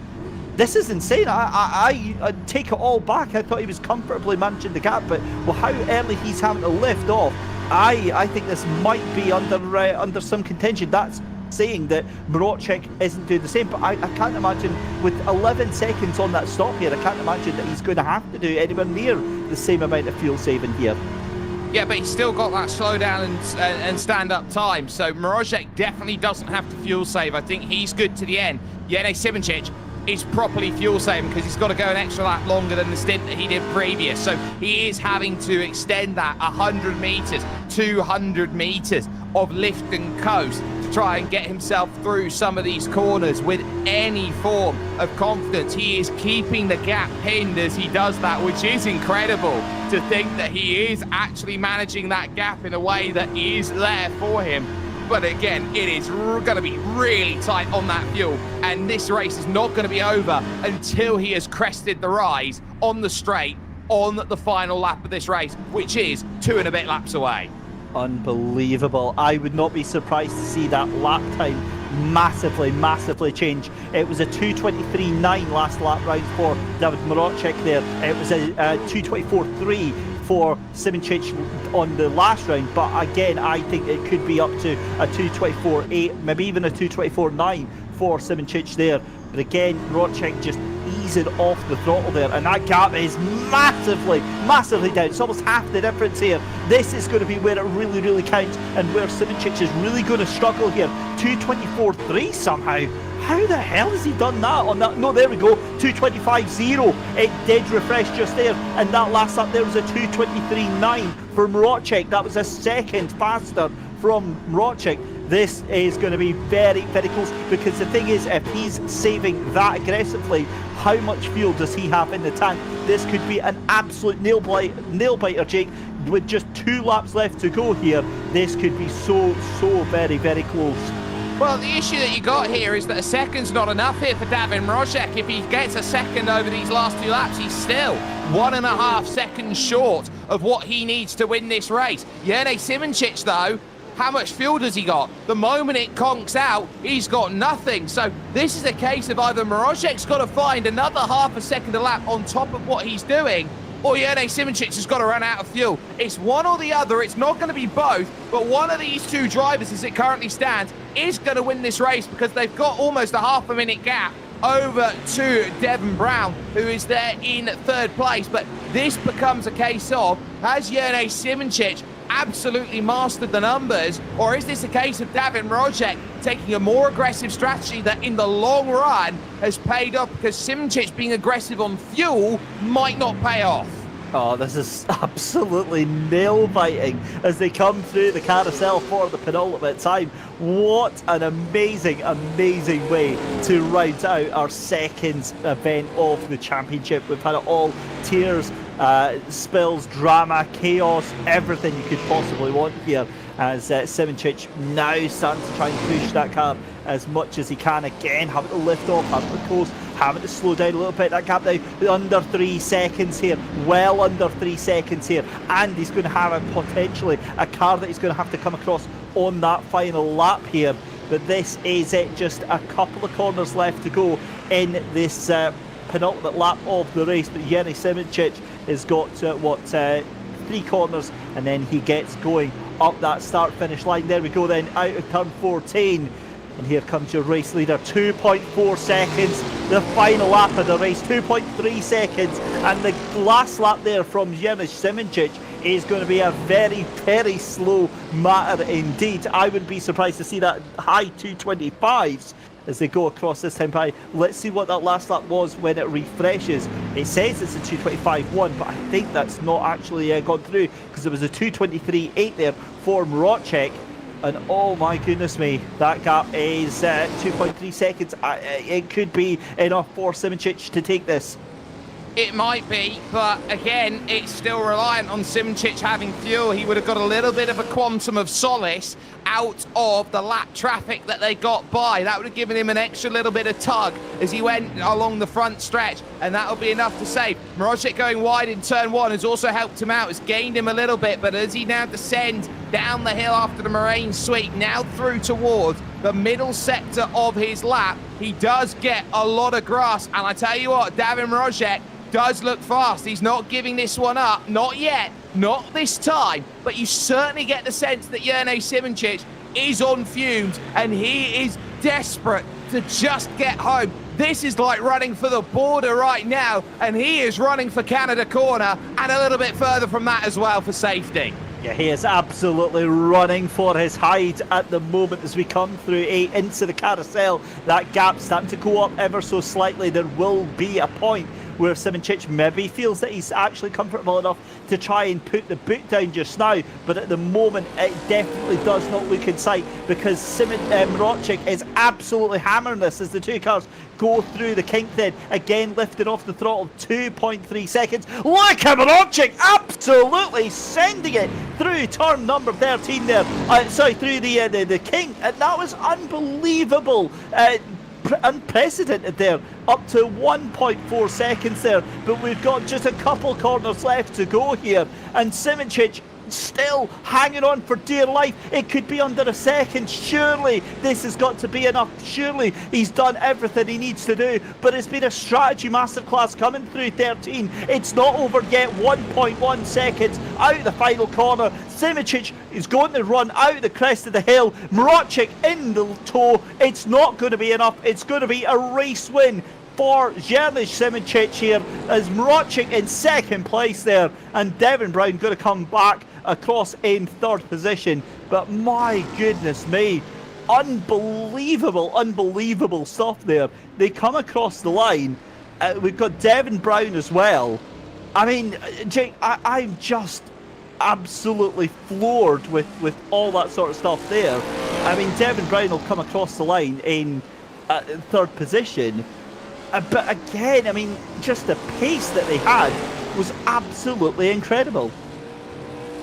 There were two drivers who absolutely threw everything at the wall with two different strategies. Oh, wow. Oh, what a save by Robian. Here comes Nico Hillenbrand looking for the move around the outside, trying to pick up the two, throwing everything they've got. Wing mirrors clip as they run into Canada corner, and again they touch as they go through. Robiard's getting his elbows out, but I tell you what, Nico's not giving this one up, not for anything at this point, and he will not get that move at Bill Mitchell, Ben. It will come to this final corner, but some incredible racing up and down the order.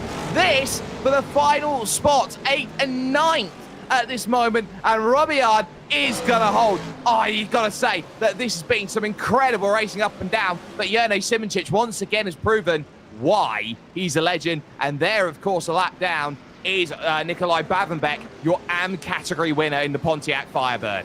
Unbelievable scenes here. Chris Gordon going to take second position in that AM battle, and a driver that we have barely seen all day in Fanway and Fleur is going to take third position in that AM class. Going to the points, though, Riley Wylands is going to be the final point scorer for the pro class, and then it is going to go all the way down, I believe, to Ingers Martinovs for the AM battle as well. But this is for third position in your AM class as well. A beautiful pink and purple car, almost like a gorgeous sunset here at Road America. Sends it out round two in style. It's going to be a cross line for Fanway Fleur in that Dodge Challenger. So the rest of the cars making their way over, and I think it's safe to say, you know, I did say this several times during the broadcast here, Jake, but the level of satisfaction, the grin that is going to be on these drivers' faces after putting themselves through that for 2.5 hours is going to be absolutely second to none. I wholeheartedly agree. This has been a tough race out there. Everyone's been trying to push at the limits of what they've got here with Genisus Extreme, but I tell you what, this is the sort of series that if you're not sweating by the end of the race, you've not driven it properly. It is that sort of car, that sort of series. And simply put, I think Jerne Simoncic has just proven why the Slovenian is, simply put, one of the best in the world and one of the best to ever do it. I cannot agree with you anymore on that one, Jake. It was just a masterclass there. It looked so tight towards the end there, but Simoncic proving that he had it, what was needed here at Roads America for round two of the Genisus Extreme HRSC Trans Am Challenge, taking the win from David Maracek in second position. Devin Brown in the Chevy Camaro in third position. Oskari Kanton in fourth. Nicholas Kirsten in fifth. Rhys Gardner in sixth. Tom D in seventh. Jackson Robillard in eighth position, just ahead of Nicholas Hilbrand, but my God, was he fighting for it in ninth position. Riley Wyans is going to be your final pro point scorer of the day in 10th position. In 11th position, Matt Wright. Dan Andrews in 12th. Robin DeVos in 13th position. And then it is your AM class winner, Nikolai Bavenbeck, in 14th position. That number 66 Pontiac Firebird taking the top honours in that AM class, and I think he will be very, very happy. So will his team. Rallyent scoring some much more needed points for the team's championship, and that will boost them up a little bit as well. John Kenny is in 15th. Chris Gordon in second place for the AMs, along with him in Fanway Fleur in 17th position. Third place in AM, Steve Carman in 18th position. Jonathan D in 19th. Filippo Marazzi, after that early collision and losing the wheel, finishes in 20th position. 21st is Gerard Ryan, 22nd is Mark Johnson, Ingers Martinovs with a difficult day today in 23rd position. Austin Birchfield, our first of our retirements, or our latest of our retirements rather, disconnecting halfway through a corner. Mike Mallon, we lost about 20 laps ago in 25th. Paul Starosov in 26th. Chris Akuda in the AMC Javelin did not finish as well as Mike Honcho, and Steph Hermans out of the 29 cars that we had finishing this race. So we've got our top three drivers will be coming in to have a chat with us, Jake. But I mean, look, that really, really was everything I think HRSC wanted from this championship, and it's such an excellent beacon for anyone that's interested in racing, interested in taking part in the championship, and interested in being part of the community. Look, this is a series that is all about community, and it's all about having some fun for a couple hours with your mates, driving around in old cars on old tracks and just absolutely throwing hell for leather at it and just enjoying yourself. This is going to be a series that in its style of racing isn't for everyone, but for those who it's for, this might just be the best thing that you've absolutely found, and then some. I think we've just seen some incredible racing up and down the order. I think we've seen reasons for everyone that wants to go out there and put everything together on the table. But the one thing that I'll say above anything else here, David, is that is just a showcase of what makes a great series so good. You've got to make sure that you have everything there. And that was a race of, quite simply put, 62 plus 1 laps of the highest caliber racing at the front and the most entertaining racing through the middle. Yeah, and listen, it was such a pleasure to be here today to watch that and to commentate over it. It was really, really awesome stuff. Right, let's go and have a chat then with our AM winner, Nikolai Bavenbeck, who is waiting to have a chat with us. Welcome aboard, Nikolai. A fantastic AM class win there. Really, really enjoyed watching that. Firstly, obviously 2.5 hours out there. How exhausting was that? Quite exhausting, really quite difficult to do, particularly like Mike Mallon retired at some point, and after that I was pretty much just managing my pace, and that's mentally very hard to do. I start up making small mistakes, but yeah. I'm also really pleased to see Chris Gordon getting P2 as well, my teammate, and Steve in 4th place. It's just really good to see the whole team do so well in AM.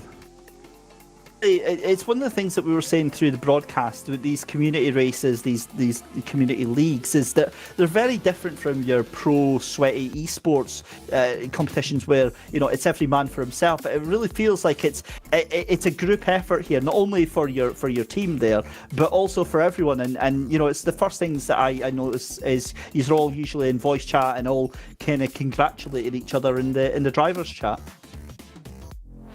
Yeah, I mean, it's just everybody's just here for the same reason. They're here to have a race and they're here to have fun, and that's what it's all about. Everyone's coming in with the same mindset, and that makes it all very easy for us. You know, we all at the end of the day, we all here to do that and have fun, and it's just a good community to do that in. Yeah, it really, really is. Well, a brilliant AM win, some much needed points for the team. Is there anybody you want to give a shout out to? Anybody you want to say thanks to tonight? Yeah, I mean, obviously Steve, Gordon, Robin DeVos, Scooby on the team as well. They've been great the whole time. Nicholas as well for organising it, and everybody else part of that. Really, it's a hard thing to do. It's a big commitment, but man, when you do a good result like this, it's just great for everyone. Excellent stuff. Well, listen, an absolute pleasure, Nikolai, watching you out there on track. These things looked like they were a complete handful to take around the track. And are you looking forward to round 3 and heading off to our next track, which is, of course, going to be Circuit Mont Tremblant? Oh, absolutely. After that, I'm looking forward to every race. Excellent stuff. Well, we'll see you out on the 1st of June. So thanks very much for coming and having a chat to us tonight, Nikolai. All right, bye. There we go then, Nikolai. Coming and having a quick chat with us. Right, let's go and have a chat. I believe we've got, is it Devin Brown up for having a chat with us? Well, we'll have a look anyway, because they're all busy, I think, possibly celebrating with some virtual champagne, Jake. Casually late to the commentators' room. I believe the term is fashionably late. We have just exited Oscars season, so I believe we can say fashionably late at this moment in time. But you know, you talk about these top drivers and what they're trying to throw in together and how much they're looking to push. You know, Nikolai's just walked into the championship lead after 2 rounds, and so too now with that victory. Yerne 7 chips on top of it. We've got some fantastic work that's been put through here at Elkhart Lake, Wisconsin, here at Road America. And Circuit Mont Tremblant is one of those truly underrated circuits that doesn't get the credit it deserves of being an absolutely incredible racetrack. You see, you say that, and it's a track I've never, ever heard of in my life. So, of course, I'm going to have to go and do some research on that one and have a look. Tell me about it then, Jake. Tell me, what am I missing out on here? Do yourself a favour.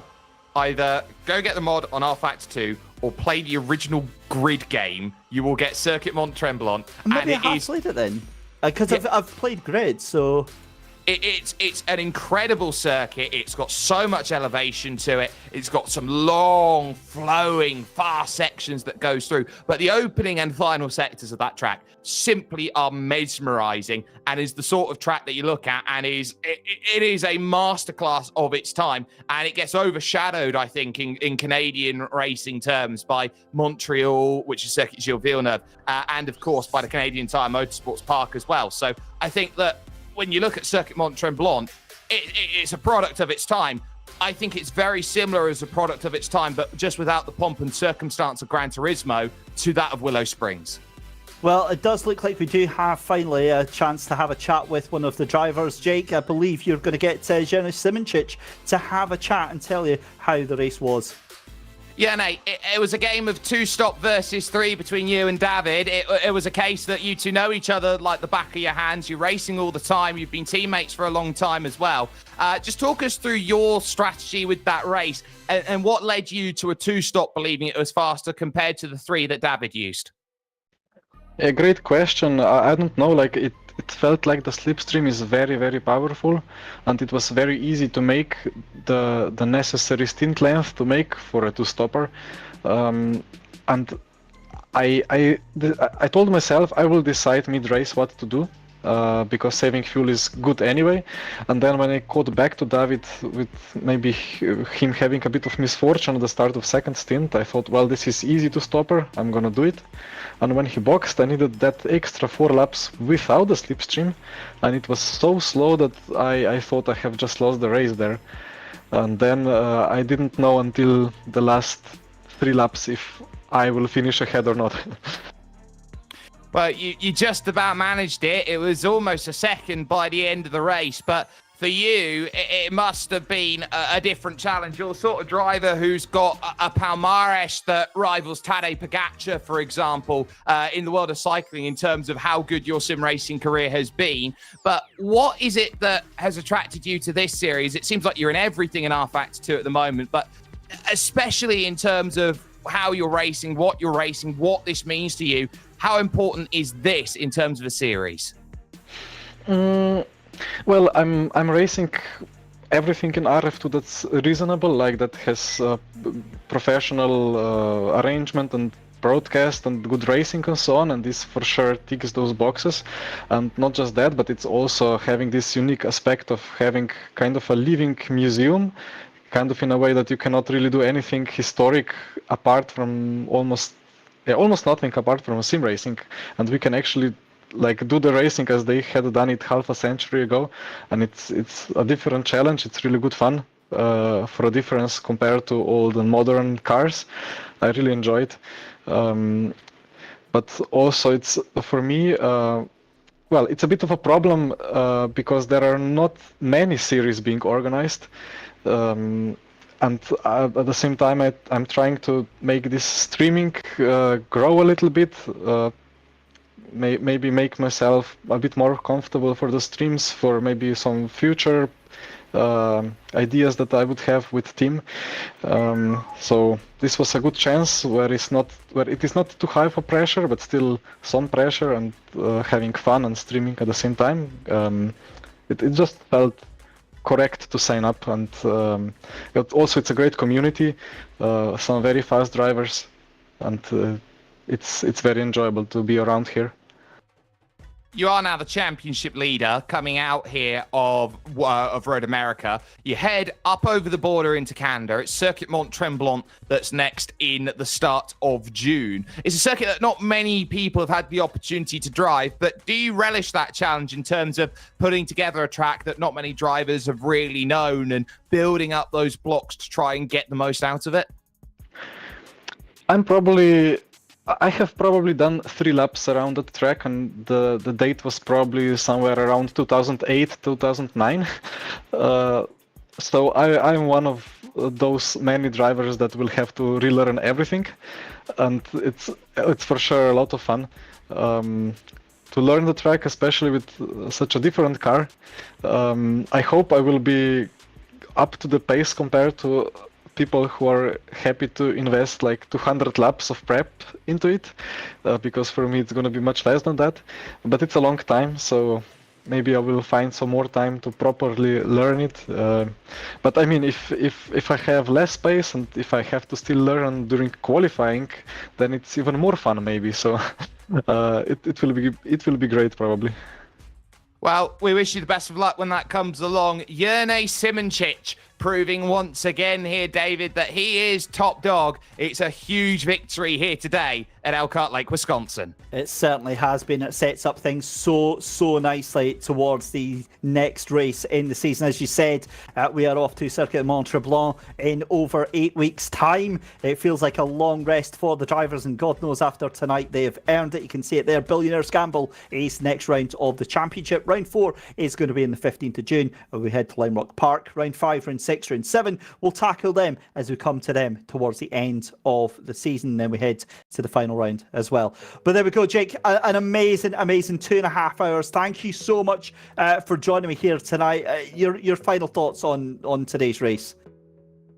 You watched a superstar, an absolute sim racing superstar. If you never got the chance to watch him in the Ultimate Le Mans series out there over the course of the pandemic and beyond that, he was the driver that was simply proving above anything else that he was him. And he is him. He is the Tadej Pogacar and Primoz Roglic combined of our Factor 2 sim racing scene. He is simply that good. David Mrožek was a very, very close companion, effectively a Mikhail Kwiatkowski, but he wasn't quite close enough today. He needed an extra second. It wasn't quite there. But you're getting a sense of what classic racing is all about. It is 100% graft. And this is a car that you've got to graft to go get quick. And I tell you what, Circuit Mont Tremblant is a circuit that everyone's got to graft. And whoever's the toughest grafter and the best practicer and whoever can unlock the most speed is going to come out of there with a victory. Well, the opening salvos have been fired in the championship. Round 2 is under our belt. A huge thank you to our broadcast producer in the background, Daniel Castell. A huge thank you as well to my wonderful companion today, Jake Sperry, here in the commentary box. My name has been David Christie. It's been our absolute pleasure here on Genisus Esports to host round 2 of the Genisus Extreme HRSC Trans Am Challenge. We will see you back in 8 weeks' time for round 3. Until then, look after yourself and we'll see you soon.